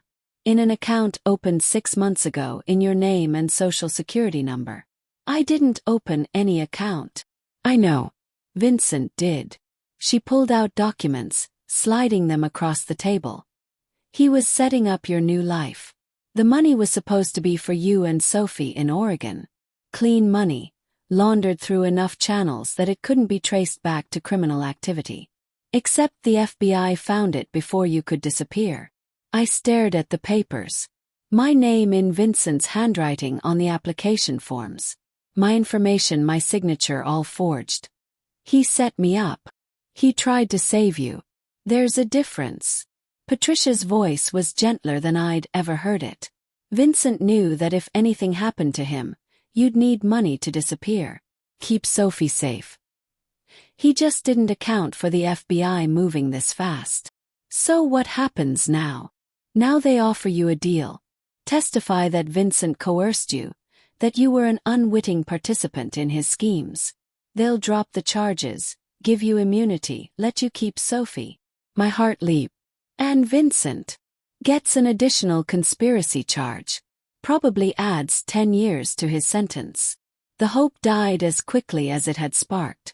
So I save myself by destroying him. You save your daughter. That's what matters. Was it? Sophie needed her mother, yes. But did she need a mother who'd betrayed someone she loved to save herself? What would that teach her about loyalty, about love, about standing by people when things got hard? I need to think. You have 24 hours. Then they withdraw the offer and prosecute you fully. You'd be looking at 10 to 15 years. Sophie would be in foster care until she's 18. Patricia stood. I know you love him. But love doesn't keep your daughter safe. Cooperation does. After she left, I put my head in my hands. This was my fault. All of it. If I'd been stronger, smarter, less desperate for connection, none of this would have happened. I'd been so afraid of being alone after Tom died that I'd clung to the first person who understood my pain. Never stopped to question why a stranger at a bar felt like coming home. Never wondered if Vincent's perfect understanding was because he'd researched me, targeted me specifically. Rachel's words echoed in my head. You were so desperate not to be alone that you ignored every red flag. She was right. I'd been a coward. Too scared to grieve properly, to sit with my pain, to rebuild my life slowly and carefully. Instead, I jumped at the first man who made me feel alive. And damn the consequences. Tom would be ashamed of me. The thought hit like a physical blow. Tom, who'd been so careful, so responsible, so dedicated to protecting our family. What would he think of the choices I'd made? Of the danger I'd exposed our daughter to? I pulled my knees to my chest and cried until there was nothing left. Hours passed. A guard brought food I couldn't eat. The fluorescent lights buzzed overhead, steady and maddening. I thought about Sophie, probably crying herself to sleep in some foster home. About Vincent in a cell somewhere, knowing his attempt to protect us had backfired catastrophically. About Tom, who'd never asked me to stay faithful to his memory, but also never expected me to fall for a criminal. Agent Hendricks appeared around midnight. Can't sleep? She asked, standing outside the cell. Would you? She actually smiled. No, I wouldn't. She pulled up a chair, sitting just outside the bars. I have a daughter too. She's 12. I think about her every time I make an arrest like this. About what I'd do in your position. And what would you do? Whatever it took to keep her safe. Hendricks leaned forward. Here's what I know about you, Maria. You're a good mother. Good nurse. By all accounts, you were a devoted wife. Tom's death devastated you. And you were still trying to find your footing when Vincent Castellano entered your life. You make it sound like I'm a victim. Aren't you? He's a career criminal who seduced a grieving widow. Used her for cover, manipulated her feelings, put her daughter at risk. Hendricks' voice was calm, factual. That's the story we're prepared to tell. The story that gets you immunity and custody of Sophie. All you have to do is agree that it's true. But it's not true. Isn't it? She tilted her head. You really think Vincent Castellano, one of the most powerful crime bosses on the East Coast, just happened to be at that bar the same night as you? That he fell in love with a single mother out of the goodness of his heart? The doubt crept in like poison. I'd wondered the same thing in dark moments. Whether Vincent had orchestrated our meeting. Whether everything had been manipulation from the start. He loved me, I whispered, but it sounded weak even to my own ears. Maybe he did. Maybe he even loves you now. But that doesn't change what he is. A criminal who deals in violence and corruption. A man who built his empire on other people's suffering. Hendricks stood. You can love him and still testify. Those things aren't mutually exclusive. You can acknowledge what he is while still protecting yourself and your daughter. After she left, I lay on the hard bench and stared at the ceiling. The temptation was overwhelming. Say the words they wanted, paint myself as a victim, get Sophie back. It would be so easy. Vincent would understand. He'd told me himself to choose Sophie over everything else. But would I understand? Could I live with myself knowing I'd condemned the man I loved to life in prison to save myself? Tom's face swam in my vision. Not the Tom from the photos, young and healthy and smiling. The Tom from those last moments in the hospital, holding my hand as the machines beeped their futile rhythms. Promise me something, he'd whispered, his voice barely audible. Promise you'll be strong for Sophie. And strong for yourself. Don't let fear make your decisions. Promised. But I'd broken that promise the moment I let fear control my relationship with Vincent. Fear of loss had made me hold back, keep parts of myself separate, always maintain an escape route. Loved him, yes. But I'd loved him carefully, with one foot out the door. And now, when it mattered most, fear was telling me to betray him. But there was another voice, quieter but growing stronger. The voice that remembered Vincent's gentleness with Sophie. The way he'd held me when I cried about Tom, never jealous, just understanding. How he'd been willing to walk away from his entire life for us. The offshore account wasn't manipulation. It was love. Clumsy, illegal, dangerous love. But love nonetheless. I sat up suddenly, my heart racing. The account. Vincent had opened it 6 months ago. The same week we'd met. Which meant he couldn't have researched me beforehand. Couldn't have planned our meeting. The timeline didn't work. We really had just happened to be at the same bar. Two broken people finding each other by accident. Everything that came after, the investigation, the arrest, the charges, those were consequences of his past. But our meeting, our connection, that had been real. My hands shook as the truth settled over me. Vincent hadn't used me. He'd loved me, tried to save me, and ended up destroying us both in the process. Just like I was about to destroy him by taking the easy way out. The guard's footsteps echoed in the hallway. Morning shift change. Which meant my 24 hours were almost up. I needed to make a choice. Save myself and Sophie by testifying. Let Vincent take the fall alone. Live with the guilt but at least live free. Or refuse. Fight the charges. Risk losing everything on the slim chance that the truth might actually matter. Sophie's face flashed in my mind again. But this time I didn't just see her crying at the window. I saw her at 7, at 17, at 27. Saw the woman she'd become. And I knew that woman needed more than just a mother who was present. She needed a mother who stood by her principles. Who didn't betray the people she loved when things got hard. Tom had taught me that. He'd stood by me through my father's death, through my struggles with nursing school, through Sophie's difficult infancy. He'd never taken the easy way out, even when it would have been justified. I couldn't dishonor his memory by becoming someone who did. My decision crystallized like ice. Clear, sharp, unbreakable. When Patricia arrived that morning, I was ready. I'm not testifying against Vincent. She closed her eyes. Maria, please think about this. I have. All night. And I'm not doing it. I met her gaze. That account was Vincent trying to protect us. The FBI knows it. I know it. If I testify otherwise, I'm lying. And I won't lie to save myself. You'll lose, Sophie.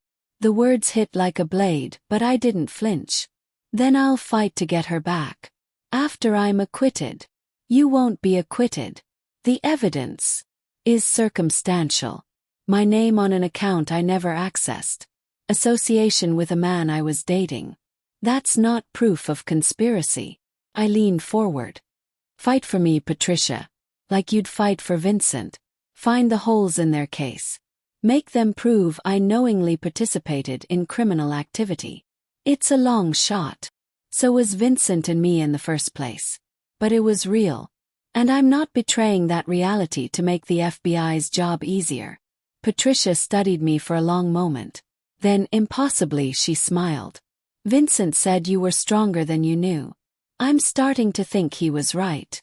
Can you get me a message to him? They're monitoring all his communications.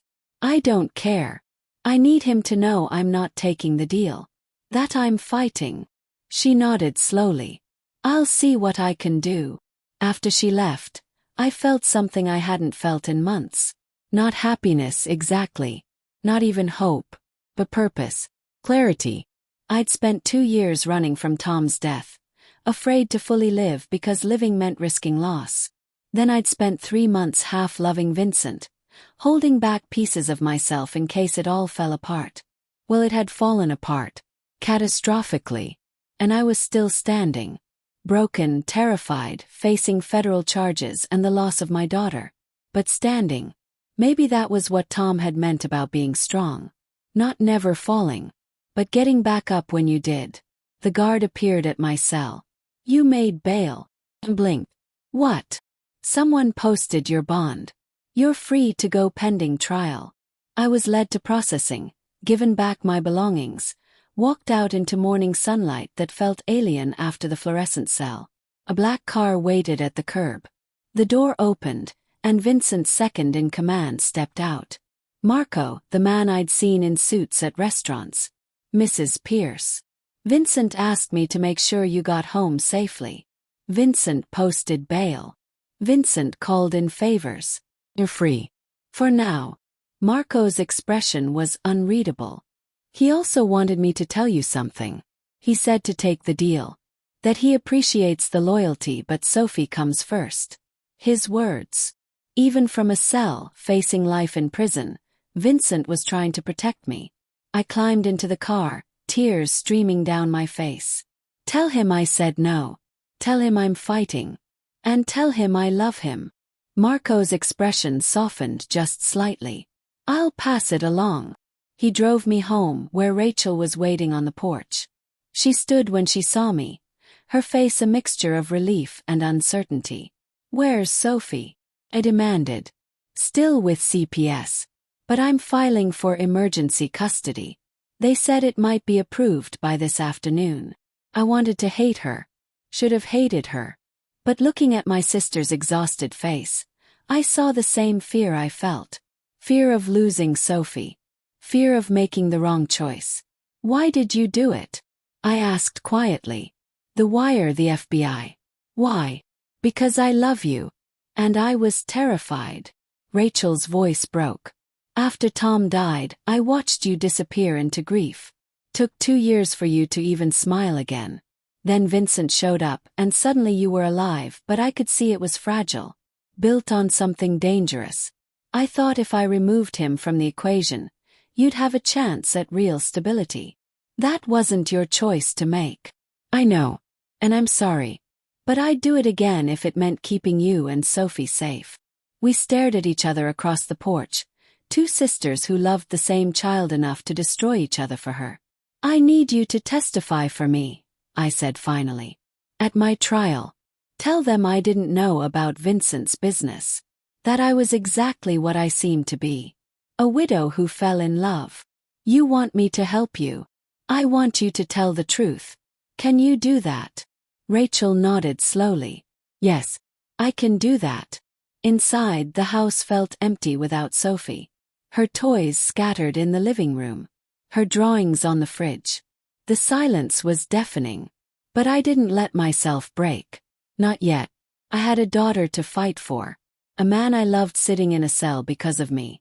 And a trial that would determine if the happiness I'd found, brief as it was, had been worth the cost. The answer, I was starting to realize, wasn't about worth. It was about truth. And the truth was simple. I loved Vincent Castellano. He loved me. We'd tried to build something beautiful from broken pieces, and the world had crushed it. But I wasn't going to let them crush me. Tom had taught me to be strong. Vincent had reminded me how to live. Now I'd teach myself how to fight. For Sophie. For Vincent. For the future we might never have but deserve to try for. The easy way out was tempting. But I was done taking the easy way. It was time to stand up and face the consequences of loving dangerously. Whatever they might be. The trial was set for 3 weeks away. 3 weeks to prepare a defense against federal prosecutors with unlimited resources and a vendetta against the Castellano family. 3 weeks to get my daughter back. Rachel's emergency custody petition was approved on day 2. Sophie came home crying, clinging to me so tight I could barely breathe. "They said you might go away," she sobbed into my shoulder. "Like Daddy. That you might not come back." I held her face in my hands, forcing her to look at me. "I'm fighting to stay, baby. I promise you, I'm fighting as hard as I can." "Is Vincent fighting too?" The question broke my heart. Yes, he's fighting too. Patricia worked 16-hour days building our defense. The prosecution's case relied on the offshore account and my association with Vincent. We needed to prove I had no knowledge of his criminal activities, that I was exactly what I claimed, a nurse who fell in love. "Your co-workers will testify about your character," Patricia explained, surrounded by papers in my kitchen. "Rachel will confirm you knew nothing about Vincent's business. We'll paint you as a grieving widow who was deceived." But I wasn't deceived. Not really. "Maria, please. Work with me here. I am working with you. I'm just not lying." Paced the kitchen. Vincent told me the truth about his business. I knew what he was when I chose to stay. That's not criminal conspiracy. That's a woman making a choice about who to love. A choice that looks damning to a jury. Then we make them understand why I made it. I stopped, an idea forming. I'm a nurse. I spend every day treating children that society has written off. Kids from broken homes, abusive situations, poverty. I see potential in people that others dismiss as lost causes. Patricia's eyes narrowed. "Keep going." Vincent was trying to change. Really change. He'd already stopped the weapons dealing, was liquidating the dangerous parts of his business. He wanted out. I sat across from her. I saw what everyone else missed. A man capable of redemption. And I chose to believe in that. That's good. That's actually really good. Patricia made notes. It's risky, admitting you knew.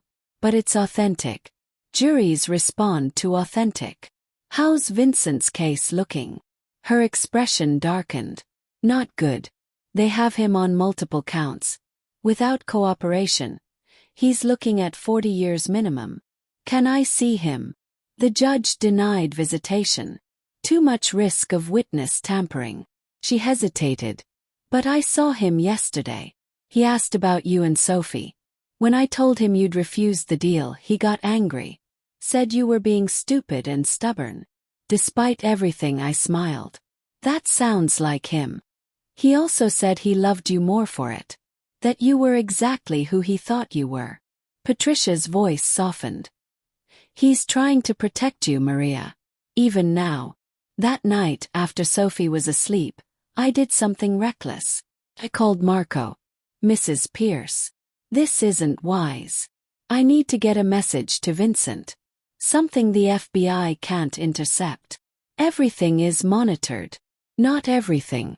You visit him, don't you? As his second in command. Marco was silent.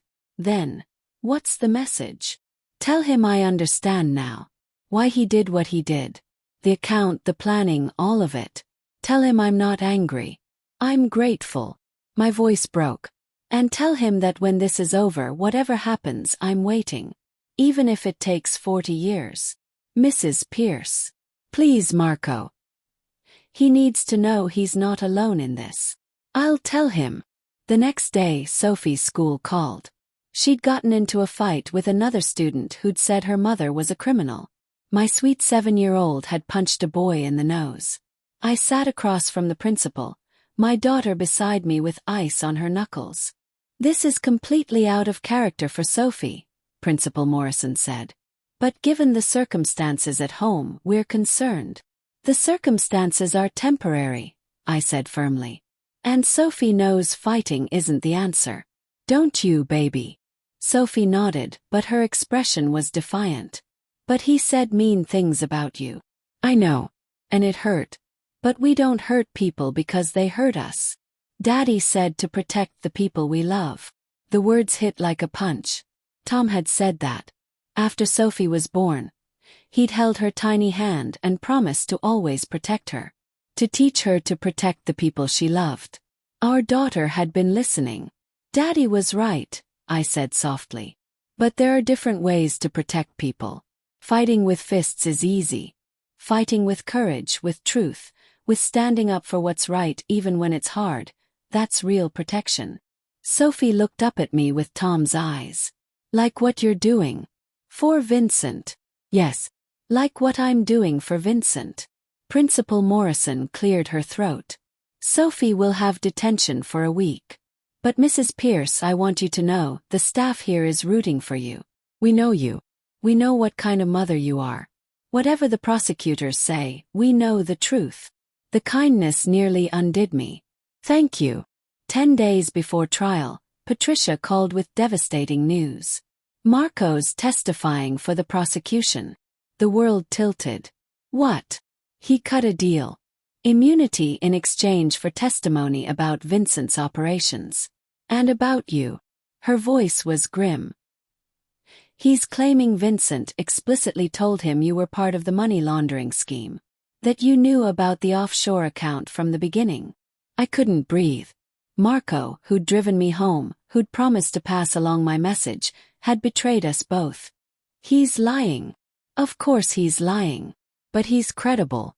Vincent's second in command, testifying that the boss's girlfriend was complicit. It's damaging, Maria. Really damaging. Does Vincent know? Yes. He's furious. But there's nothing he can do from inside. I hung up and screamed into a pillow. This was it. The final betrayal. With Marco's testimony, I'd look guilty regardless of the truth. And Vincent would believe I'd never gotten his message. Would die thinking I'd abandoned him. Rachel found me crying in the kitchen an hour later. What happened? I told her everything. About Marco, about the message I'd tried to send, about how the one lifeline I'd extended to Vincent had become another weapon against us. There has to be a way to prove Marco's lying, Rachel said. How? It's his word against mine. And he's got immunity, which means the FBI believes him. Rachel paced, thinking. Then stopped suddenly. The wire. What? The night I wore the wire. The FBI gave me the recording afterwards. Said I could keep it for my records. Marco was there, remember? When he arrived, you and Vincent were already talking about leaving. I tried to remember. He came up while we were loading the car. And Vincent told him something. Before I revealed the wire. Something about protecting you and Sophie. Rachel grabbed her purse. I need to find that recording. She left, and I sat in the kitchen with a fragile thread of hope. If the recording proved Marco knew about Vincent's protective plans, it could undermine his testimony. Show he was lying to save himself. It wasn't much. But it was something. Sophie appeared in the doorway, rubbing her eyes. Mommy, why are you crying again? I wiped my face quickly. Just grown-up stuff, baby. She climbed into my lap, too big for it really, but I held her anyway. The kids at school say we're going to lose. That you're going to jail and I'll go to foster care forever. The kids at school don't know what they're talking about. But what if they're right? I tilted her chin up. Then I'll fight from jail. I'll appeal, I'll file motions, I'll do whatever it takes to get back to you. Because you're my daughter, and I will never stop fighting for you. Do you understand? She nodded against my chest. I wish Vincent was here. He'd know what to do. Vincent's fighting too. In his own way. Do you think we'll win? Honest question. Deserving an honest answer. I don't know, baby. But I know we won't give up. Rachel returned 2 hours later with a laptop. I found it. We listened to the recording together. My voice, Vincent's voice, Marco's arrival. And there, clear as day, Vincent telling Marco to protect me and Sophie if anything happened. He specifically says, "Maria doesn't know about the account," Rachel said excitedly. Marco heard him say it. Which means Marco knows you weren't involved. I grabbed my phone calling Patricia. We have evidence Marco's lying. We met at Patricia's office at midnight. She listened to the recording 3 times, making notes. This is good. Really good. It contradicts Marco's testimony directly. She looked up. But there's a problem. This recording was made during an active FBI operation. Using it means revealing Rachel wore a wire, which the FBI might claim taints the evidence. I don't care, Rachel said firmly. Use it. I'll testify that I recorded it, that it's authentic. Whatever you need. Patricia studied my sister. You'd perjure yourself for Maria. I'd tell the truth for Maria. I wore the wire because the FBI convinced me she was in danger. But this recording proves she was innocent all along. That Vincent was protecting her, not using her. Something shifted between Rachel and me. We weren't okay, might never fully be okay. But we were sisters. And when it mattered, she was choosing me. Thank you, I whispered. She took my hand. I'm sorry. For all of it. I thought I was protecting you, but I just made everything worse. You were scared. I understand, scared. Patricia interrupted. This is very touching, but we have a trial in 9 days. We need to prepare. The next week was a blur of preparation. Witness interviews, cross-examination practice, strategy sessions. Patricia was relentless, drilling me on every possible question the prosecution might ask. They'll try to make you look like a gold digger, a manipulative woman who seduced a powerful man for money. How do you respond? With the truth. That I didn't want Vincent's money. I wanted Vincent. They'll point out the expensive gifts, the dinners, the lifestyle he provided. And I'll point out that I kept working double shifts at the hospital. That I never asked him for anything.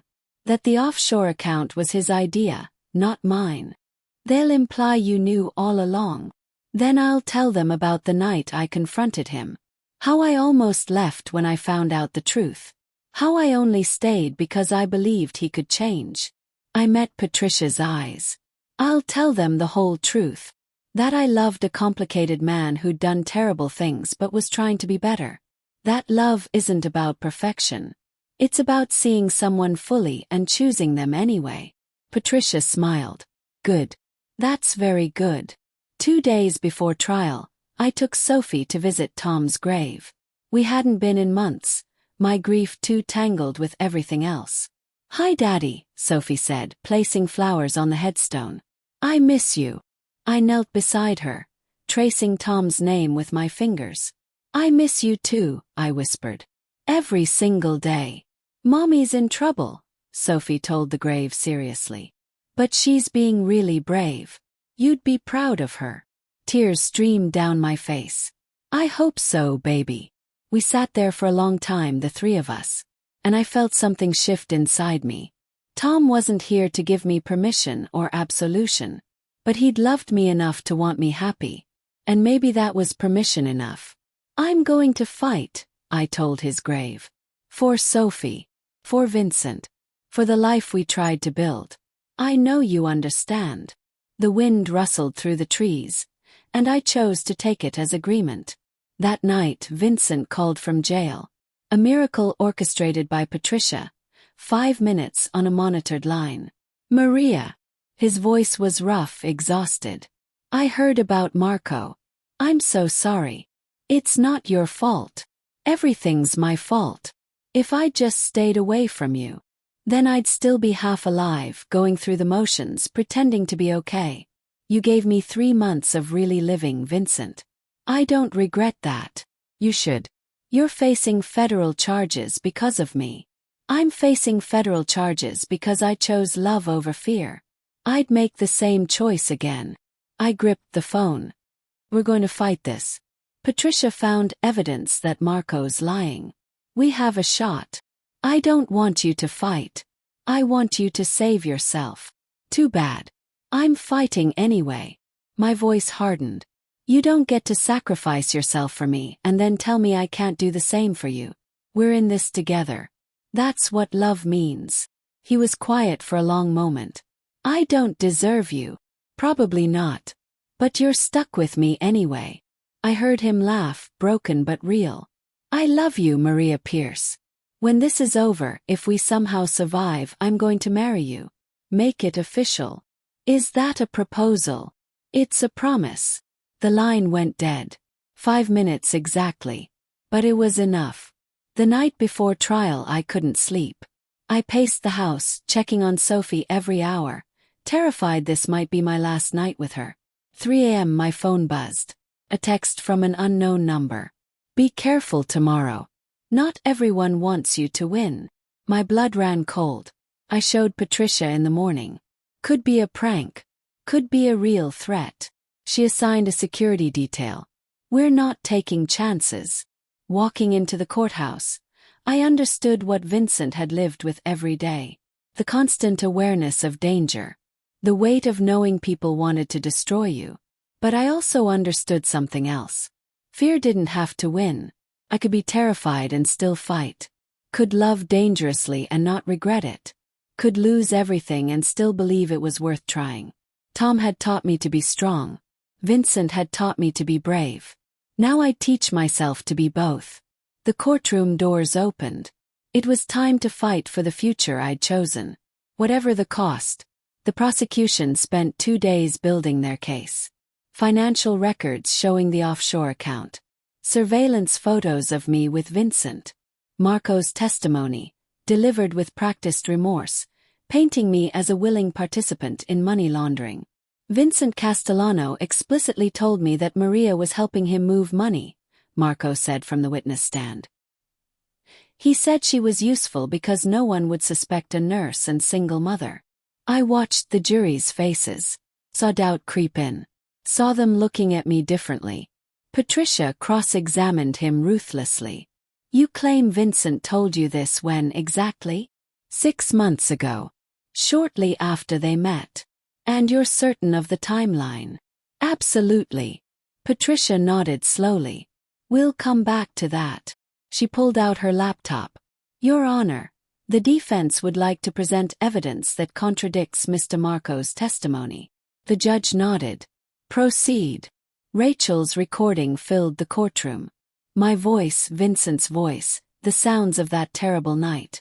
Then Vincent's words, clear and damning to Marco's case. Maria doesn't know about the account. She can't know. If this goes wrong, I need her completely clean. Marco's face went pale. That's Vincent Castellano's voice, correct? Patricia asked. Yes, but... And that's you arriving at the scene, correct? The recording could be edited. It's FBI evidence, Mr. Marco. Recorded during an active investigation. Are you suggesting the FBI edited their own recording? Patricia's smile was sharp. You heard Vincent explicitly state that Maria didn't know about the account. Yet you just testified under oath that she was fully involved. Which is it? I must have been mistaken about the timeline. Mistaken. Or lying to secure your immunity deal. The prosecutor objected. The judge sustained it. But the damage was done. The jury had heard the contradiction. Patricia wasn't finished. Mr. Marco, how much money was in the offshore account? $2 million. And how much did Vincent Castellano claim to put there? Marco hesitated. $2 million. Interesting. Because bank records show deposits totaling $2.7 million. Patricia pulled out documents. That's $700,000 unaccounted for. Where did it come from? I don't know. Vincent handled the transfers. Did he? Because the bank requires authorization codes for deposits over $100,000. And according to these records, the authorization codes used don't match Vincent's. They match yours. The courtroom erupted. The judge banged his gavel. Marco's lawyer requested a recess. The judge granted it. In the hallway, Patricia grabbed my shoulders.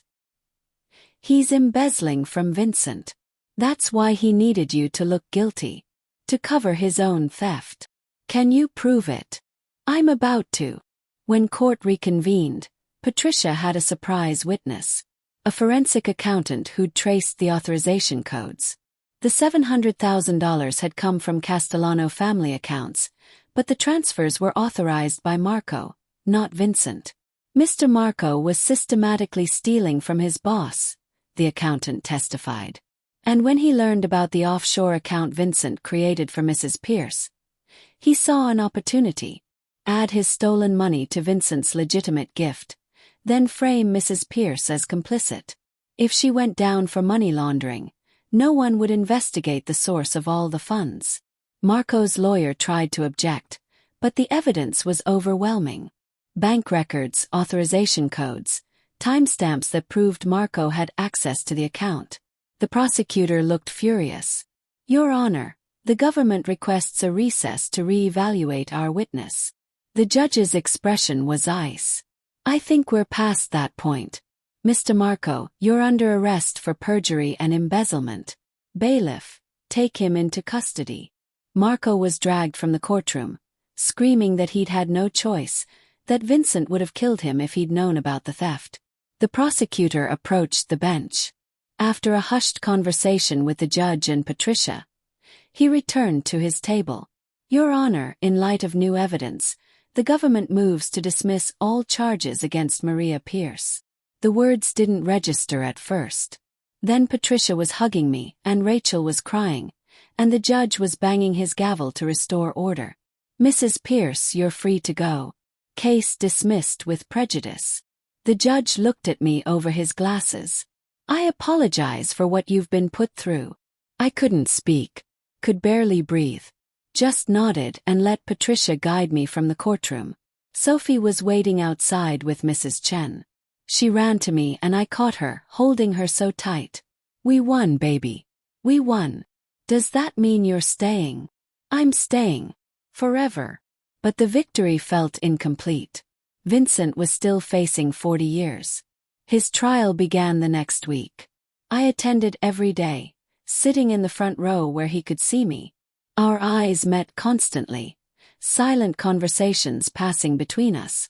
The prosecution's case was stronger against Vincent. They had evidence of his criminal enterprise, transactions, witness testimony. Marco's betrayal had actually helped Vincent in one way.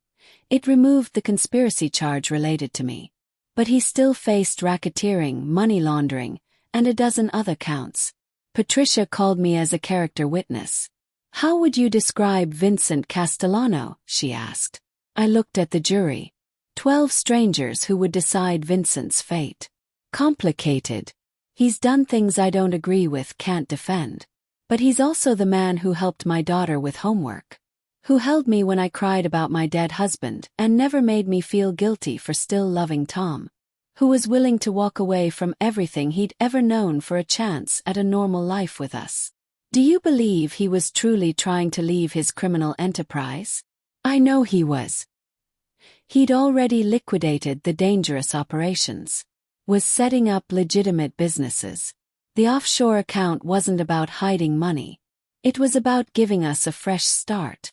The prosecutor's cross-examination was brutal. Isn't it true that you benefit from Mr. Castellano's crimes? That your relationship gave you access to wealth and luxury you couldn't afford on a nurse's salary? I kept working double shifts at the hospital while dating Vincent. I never asked him for money. The most expensive thing he bought me was a $50 necklace for my birthday. But you knew he was a criminal and continued the relationship anyway. I knew he was trying to change. And I believed in that change. Believed in it. Or benefited from it. Believed in it. I met his eyes. I'm a pediatric nurse. I spend every day with children that society has written off. Kids from broken homes, abusive situations, addiction. And you know what I've learned? That people can change. That past mistakes don't have to define future choices. I saw that same potential in Vincent. How convenient. Patricia objected. The judge sustained it. But I wasn't finished. My husband died 2 years ago. A good man, a kind man, killed by a drunk driver who'd had 3 prior DUIs. The justice system kept giving that driver second chances, and eventually he killed someone. So forgive me if I don't think criminality is always clear-cut. Sometimes good people make terrible choices. And sometimes people who've made terrible choices try to become good. The prosecutor had no response to that. Vincent's testimony was the turning point. He took the stand and owned everything. Every crime, every decision, every consequence. I inherited a criminal empire at 27 years old, he said quietly. My father groomed me for it my entire life. I told myself I was just doing what was necessary to protect my family, my people. But the truth is, I liked the power, the control. I was good at it, and that made it easy to ignore the harm I caused. What changed? Patricia asked. My wife got sick. Cancer. And suddenly all that power meant nothing because I couldn't save her. Couldn't control her diagnosis or the treatment or the outcome. She died, and I was left running an empire I no longer believed in. He looked at me. Then I met Maria, and she reminded me what it felt like to be human. Not a boss, not a criminal. Just Vincent. Someone who could help a little girl with math homework and make a woman smile. Why didn't you just walk away from your organization? Because walking away gets you killed. The only way out was to make myself worthless to them. So I started liquidating. Selling off operations, transferring power, making it look like natural retirement. It was working until the FBI investigation accelerated everything. The prosecutor stood. Mr. Castellano, you expect us to believe that after 20 years of criminal activity, you suddenly grew a conscience because you met a woman? No, I grew a conscience when my wife died. Maria just gave me a reason to act on it. How convenient that this supposed change of heart happened just as federal investigation began. The investigation began because I was liquidating. When you start selling off criminal operations, people talk. The FBI noticed. Vincent leaned forward. I'm not claiming innocence. I've broken laws. Hurt people. I deserve prison. But Maria doesn't. She saw the man I was trying to become and believed in him. That's not criminal. That's just love. The prosecutor tried to rattle him, but Vincent remained calm, accepting responsibility while making clear that I'd had no involvement. The jury deliberated for 3 days. They found Vincent guilty on multiple counts but recommended leniency based on his cooperation and efforts to leave criminal life. The judge sentenced him to 12 years with possibility of parole in 8. 12 years. Not 40. Not life. It wasn't freedom, but it was hope. After sentencing, they let me speak to him briefly. We had 5 minutes with a guard present. Vincent touched the glass separating us. 8 years. Sophie will be 15. I pressed my hand to his. We'll visit. Every week. She won't forget you. You should move on. Find someone who can actually be there for you. Vincent Castellano, I've been through this argument with you a dozen times. I'm not moving on. I'm waiting. 8 years is a long time. So is forever, but I was planning on that anyway. I smiled through tears. You proposed, remember? On the phone. I'm holding you to it. You're insane. Probably. But you're insane. I looked at the guard, then back to Vincent. The account. The one Marco contaminated. What happens to it? It's evidence. Frozen. After the trials are done. Vincent's expression shifted. It would be released. Minus Marco's stolen portion. The rest is legally yours. I set it up that way. clean money, properly laundered through legitimate businesses. About 2 million. I don't want your money. It's not my money. It's Sophie's college fund. Your security. Take it. Build the life we were supposed to have. Without you. For 8 years. Then I'll come find you wherever you are, and we'll build the rest together. His voice dropped. If you'll still have me. I'll be at the same house. Same job. Same life. Waiting. The guard indicated our time was up. I love you, Maria Pierce. I love you too. Don't forget it. They took him away, and I stood there crying until Patricia gently led me out. Outside, reporters swarmed, asking questions I didn't answer. Rachel and Sophie waited by the car. Is Vincent coming home? Sophie asked. Not for a while, baby. But someday. How long? I knelt down to her level. 8 years. You'll be 15. She processed this seriously. That's a really long time. It is. But some things are worth waiting for. Like you waited for Vincent to be ready to love again after his wife died. The wisdom of children. Exactly like that. We drove home in silence. That night, Sophie climbed into bed with me. I miss Daddy, she said quietly. But I miss Vincent too. Is that okay? It's more than okay. We can love more than one person, Sophie. Our hearts are big enough. When Vincent comes back, will he live with us? If he wants to. If we still feel the same way after 8 years. We will, she said with certainty. Love doesn't have an expiration date. That's what you told me about Daddy. I held my wise, beautiful daughter and cried.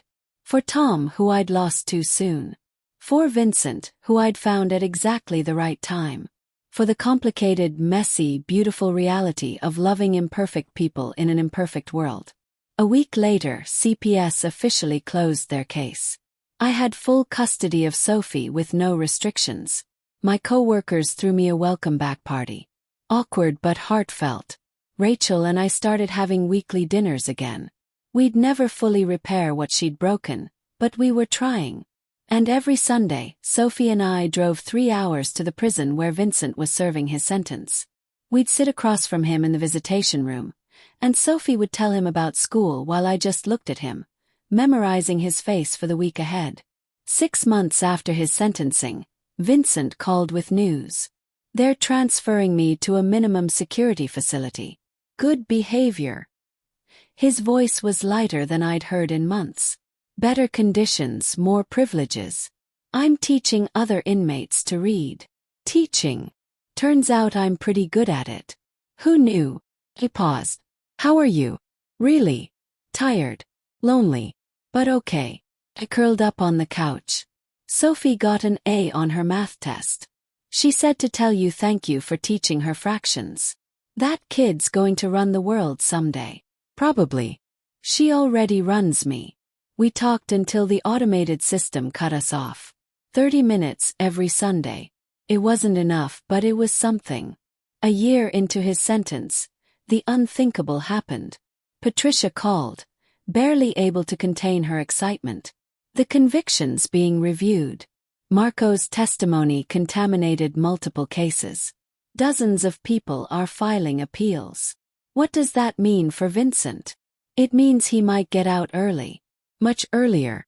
If the appeals court agrees that Marco's perjury tainted the investigation, they could reduce Vincent's sentence or grant time served. I didn't let myself hope. Hope was dangerous. But 3 months later, Vincent called from a different number. I'm out. 2 words that changed everything. What? Appeals court reduced my sentence to time served plus parole. I'm out, Maria. They released me an hour ago. I couldn't breathe. Where are you? Standing outside the prison. I didn't want to just show up. Didn't know if you'd still. Stay there. Don't move. We're coming. I grabbed Sophie from her homework, threw us both in the car, and drove 90 miles an hour down the highway. Vincent was exactly where he said he'd be. Standing outside the prison in clothes I recognized from the trial, looking lost and hopeful and terrified. Sophie saw him first. Vincent. She ran to him and he caught her, lifting her up like she weighed nothing. "You got so big," he said, his voice breaking. "I'm 8 now. I lost 3 teeth. Want to see?" I walked up slowly, afraid this was a dream. Afraid I'd wake up and he'd still be locked away. Vincent set Sophie down and looked at me. Really looked. "Hi," he said softly. "Hi." Then we were kissing, desperate and real, and everything else fell away. The past year of visiting rooms and phone calls and loneliness dissolved. He was here. Solid and warm and real. When we finally broke apart, Sophie was grinning. "Does this mean Vincent can live with us now?" Vincent looked at me, the question in his eyes. "Yes," I said. "If he wants to. I want to." We drove home, the 3 of us. Vincent held my hand the entire way while Sophie chattered from the back seat about everything he'd missed. That night, after Sophie was asleep, Vincent and I sat on the porch. "I need to tell you something," he said quietly. "The parole conditions. I can't associate with known criminals. Can't leave the state without permission. Have to maintain legitimate employment and submit to random checks." "Okay." "Which means I'm really out. Completely out. The life I had before, it's over. Is that what you want?" He looked at me. "What I want is this. You, Sophie, Sunday morning pancakes and homework help and boring normalcy. That's what I want. Then that's what we'll build. It won't be easy. Have a record. Limited job prospects. My reputation. We'll figure it out." "You keep saying that." "Because I keep meaning it." I took his hand. "You asked me to marry you once. On a monitored prison phone. I'm holding you to it." Vincent laughed, the sound rusty but real. "Right now. You want to marry an ex-con on parole.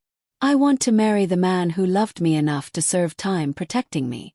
Who taught my daughter math and made me remember how to smile. Whatever your title is doesn't matter." He pulled a small box from his pocket. "I bought this with my first paycheck from prison work. It's not much." Inside was a simple silver band with a tiny diamond. The most beautiful thing I'd ever seen. "Maria Pierce, will you marry me? Will you let me spend the rest of my life making up for the chaos I brought into yours?" "Yes. On one condition." "Anything. You stop apologizing for the past and start building our future." He slipped the ring on my finger. Perfect fit. We were married a month later.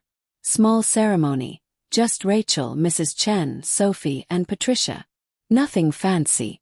Everything perfect. Vincent got a job as a security consultant, using his knowledge of criminal operations to help businesses protect themselves. Legitimate work that actually paid well. We settled into routine. School drop-offs and grocery shopping and parent-teacher conferences. The boring normalcy Vincent had craved. Some of Vincent's old associates tried to pull him back in. He refused every time and eventually they stopped asking. The FBI checked in occasionally, making sure he was complying with parole. He always was. Sophie thrived. Straight A's and friends and a science fair project on sea turtles that won second place. And every Sunday we visited Tom's grave together. Vincent never minded. He'd stand back while I talked to my first love, then place his own flowers and thank Tom for taking care of me when he couldn't. 2 years after his release, Vincent's parole ended. "I'm free," he said, staring at the official letter. "Actually free." That night we made love in our bed in our house, with no guards or time limits or fear. Just us. Afterward, Vincent held me close. "Thank you," he whispered. "For what?" "For seeing me. Not the monster I was or the man I pretended to be. Just me. Thank you for being worth seeing." We fell asleep tangled together. 2 broken people who'd somehow found a way to be whole. The past still haunted us sometimes. Vincent had nightmares about prison. I still cried on Tom's birthday. But we'd learned to carry our scars together. And in the carrying, we'd found something neither of us expected. Not just love, but redemption. 5 years later, I stood in the kitchen making Sunday morning pancakes, the same ritual we'd built over time. Sophie was 13 now, all long limbs and attitude, sitting at the table with her phone while pretending to do homework. Vincent came up behind me, wrapping his arms around my waist and kissing my neck. "Ew, gross," Sophie said without looking up. "I'm eating." "You're not eating yet," Vincent pointed out, but he stepped back with a grin. This was our life now. Ordinary, beautiful, hard one. The security consulting business had grown. Vincent now employed 5 people, all former criminals trying to go legitimate. He gave them what no one had given him at first: a real second chance. I'd been promoted to head nurse in the pediatric ward. Better pay, better hours, the respect of colleagues who'd stood by me through the trial. Sophie was thriving. 8th grade, honor roll, captain of the debate team. She had Tom's kindness and Vincent's strategic mind. A devastating combination. "Mom, can I ask you something?" Sophie set down her phone. "Sure, baby. It's about the essay for school. We're supposed to write about our family." She hesitated. "How do I explain about Dad and Vincent?" Mrs. Patterson said some families are complicated, but I don't think it's complicated. It just is. Vincent tensed slightly beside me. This conversation came up periodically, each time from a new angle as Sophie matured and understood more. I flipped a pancake thinking, what do you want to say about it? That I had a dad who died loving me. And I have Vincent who chose to love me even though he didn't have to. That I'm lucky because I got to know what it feels like to be someone's whole world twice. She looked at Vincent. "Is that okay? I don't want you to feel like a replacement." Vincent's eyes were suspiciously bright. "Sophie, I could never replace your dad. I wouldn't want to. But I'm honored to be part of your world in whatever way fits. So can I call you my bonus dad in the essay?" He laughed, the sound still surprising me with its ease after years of hearing it. Bonus dad works. After breakfast, Vincent and I took our coffee to the porch. Our routine. Sophie would do homework. We'd have 30 minutes of peace before the chaos of the day. "She's handling it well," Vincent said quietly. "Better than I did at her age. She's had stability. Love. That makes all the difference. Because of you. Because of us." I leaned against him. "I got the call yesterday. From Rachel." Vincent stiffened. My sister and I had rebuilt our relationship slowly over the years, but Vincent still struggled with forgiveness. Understandable given that her wire recording had started the cascade that led to his arrest. What did she want? To invite us to her wedding. "She's marrying someone she met in therapy." Smiled. "Apparently betraying your sister to the FBI comes with guilt that requires professional help.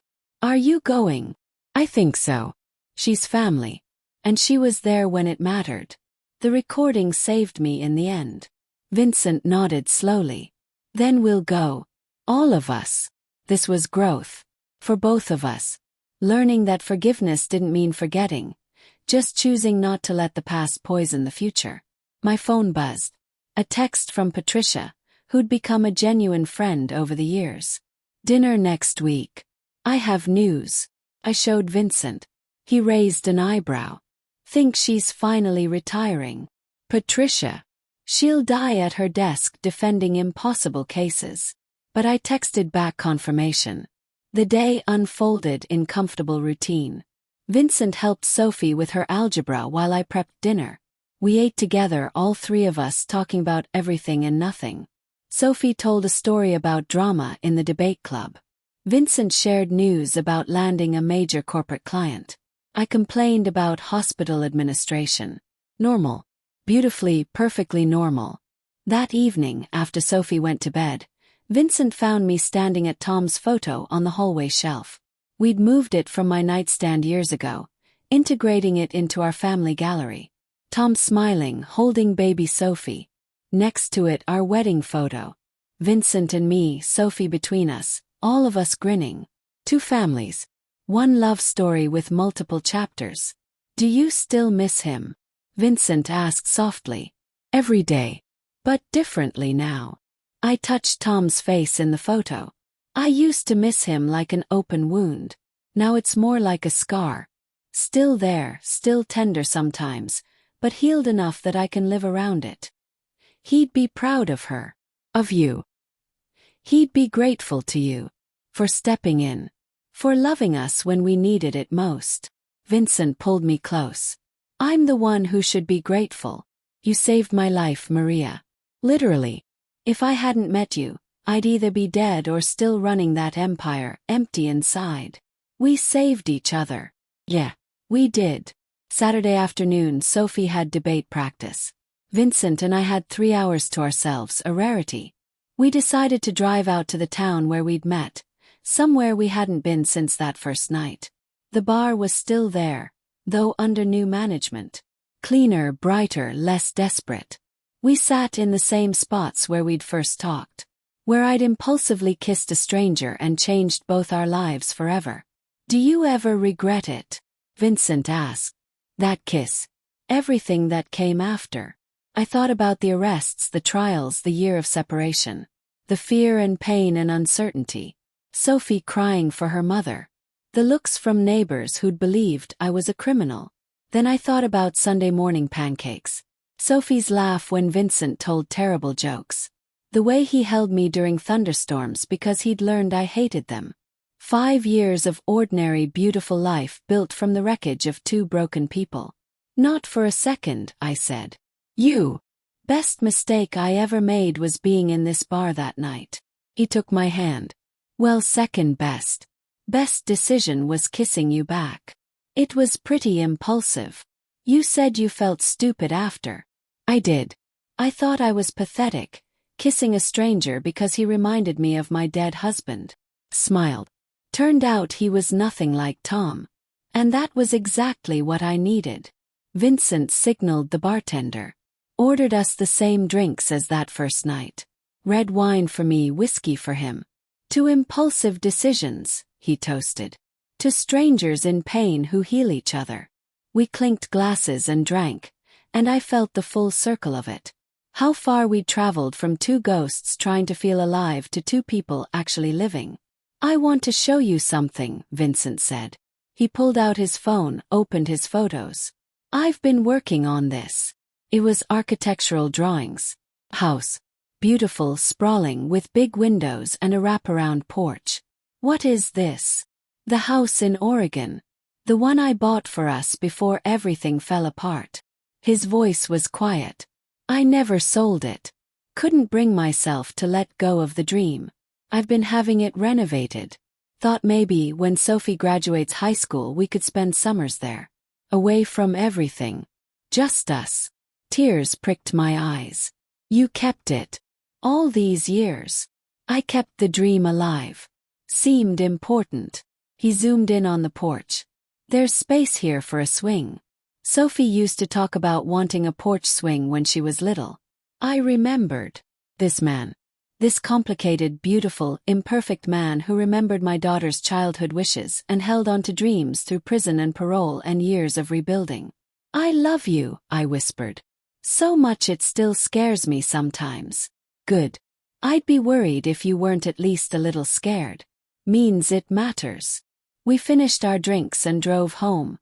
Hands linked across the console. The sun was setting, painting the sky in shades of orange and pink. Sophie was already home when we arrived, Mrs. Chen having dropped her off. She was in the kitchen making herself a snack, and the house smelled like home, like family. How was practice? Yes. Good.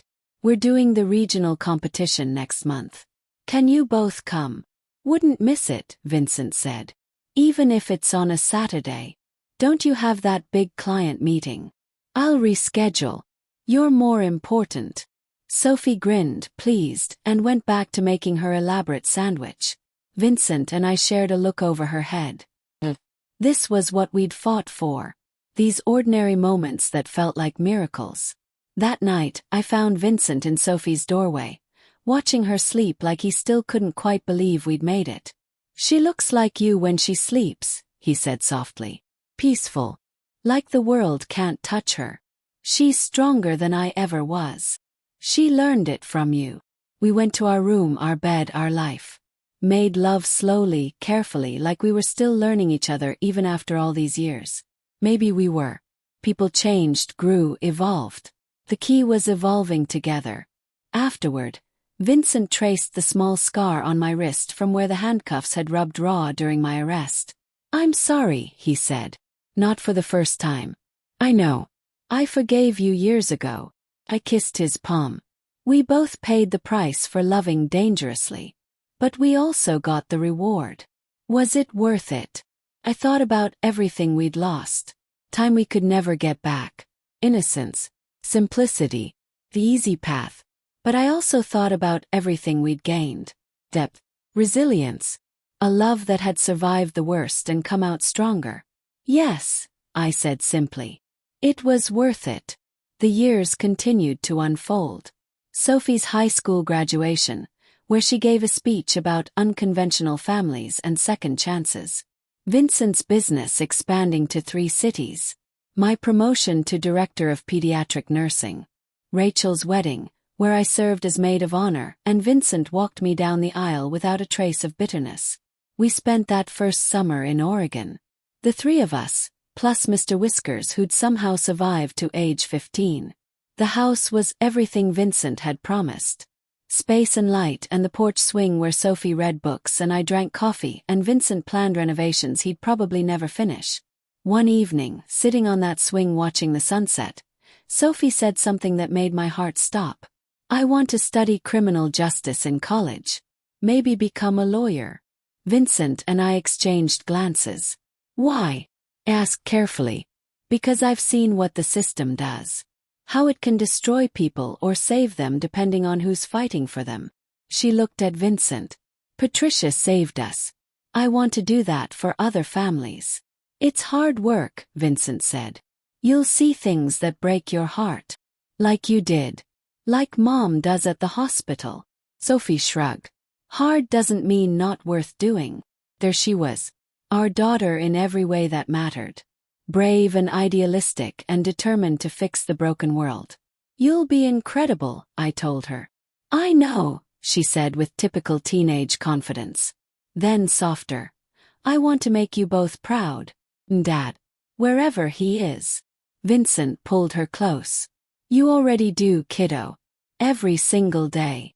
We sat there as the sun set, 3 people bound by choice and love and the messy, beautiful reality of family.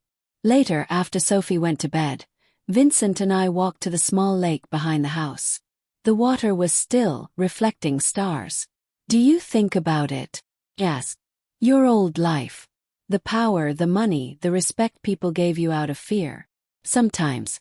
Usually when I'm stuck in traffic or dealing with difficult clients." He smiled. "Then I come home to you and Sophie arguing about her curfew, and I remember this is better. Harder sometimes, but better. No regrets. Only one." He turned to face me. "That I didn't meet you sooner. That Tom had to die for us to find each other. I wish we could have all had more time." "Me too. But we don't get to choose the timing. Just what we do with it." "Then I choose this. Every time I choose this." We kissed under the stars and I tasted salt. His tears or mine, I wasn't sure. Maybe both. The summer ended. We returned to our regular life, but something had shifted. We'd proven we could build something new while honoring the past. Could hold grief and joy simultaneously. Could love deeply despite, or maybe because of, all we'd survived. Sophie started college applications. Vincent hired his 20th employee. I published a paper on pediatric trauma care that got attention in medical journals. Life continued, beautiful and ordinary and hard one. On the anniversary of Tom's death, the 3 of us visited his grave. Sophie brought sunflowers, his favorite. I brought the yearly letter I wrote him, updating him on our lives. Vincent brought quiet respect and his hand in mine. "Hi, Dad," Sophie said, kneeling by the headstone. "I got into early admission at State. Full scholarship. Mom cried for an hour." She smiled. "Vincent says you'd be proud of me. Think he's right. I hope he's right." I placed my letter under a rock, where it would eventually dissolve in rain. My words returning to earth with him. "Thank you," I whispered. "For everything you gave me. For Sophie. For teaching me that love doesn't end just because life does. Vincent hung back, letting us have our moment. But when we walked back to the car, he was there. Steady and present and real. That night, Sophie found me in the kitchen late, unable to sleep like I always was on this anniversary. "You okay, Mom?" "Yeah, baby. Just thinking. About Dad. About all of it. How weird life is. How you think you have a plan, and then everything changes, and somehow you end up somewhere better than you imagined but different from what you expected." Sophie leaned against the counter. "Do you think Dad would like Vincent?" I considered the question seriously. "I think your dad would appreciate anyone who loved us the way Vincent does. And I think he'd be grateful that we found happiness again." "I'm grateful too." Sophie grabbed a cookie. "I know it's been complicated. The trial Vincent's passed, all of it. But I'm glad he found us. Glad we found him." "Me too, sweetheart." She went back to bed, and I sat in the quiet kitchen thinking about the strange path that had led us here. The bar, the kiss, the love and danger and redemption that followed. My phone buzzed. A text from an unknown number. My heart stopped. After all these years, unknown numbers still triggered panic. But when I opened it, the message was simple. "Tell Vincent his old friend Marcus says hello. Some of us remember the favors owed. If he ever needs anything." I stared at the message for a long moment, then deleted it without responding. Vincent's past would always be there, lurking at the edges of our normal life. There would always be people who remembered who he'd been, what he'd done. Debts and favors and the long shadow of the Castellano name. But we'd learn to live in the light while acknowledging the shadows. I didn't tell Vincent about the message. Some things weren't worth disturbing our peace over. Not unless they became actual threats. Instead, I went upstairs to our bedroom, where Vincent was already asleep. I curled against him, and he automatically pulled me closer even in sleep. This was my life. Complicated, messy, beautiful. Built from grief and second chances and impulsive kisses in dark bars. I wouldn't change a single moment. Well, maybe a few. The arrests could have been skipped. The year apart. The fear and pain and uncertainty. But even those moments had taught us something. That love was worth fighting for.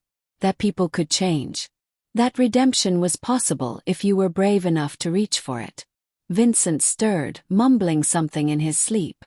I kissed his shoulder and closed my eyes. Tomorrow Sophie had a debate tournament. Vincent had a business meeting.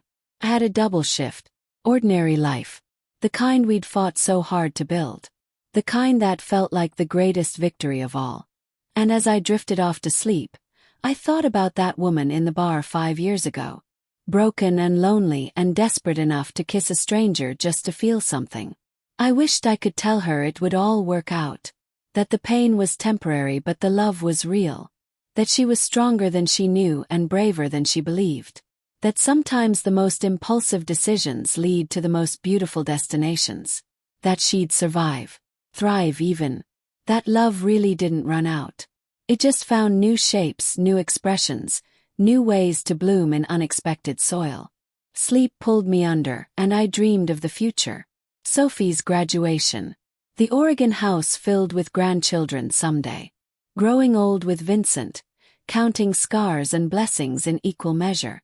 The dream felt possible. Real. Worth every moment of the fight to get here. And somewhere, in whatever came after, I liked to think Tom was smiling. Knowing his girls were loved and safe and happy.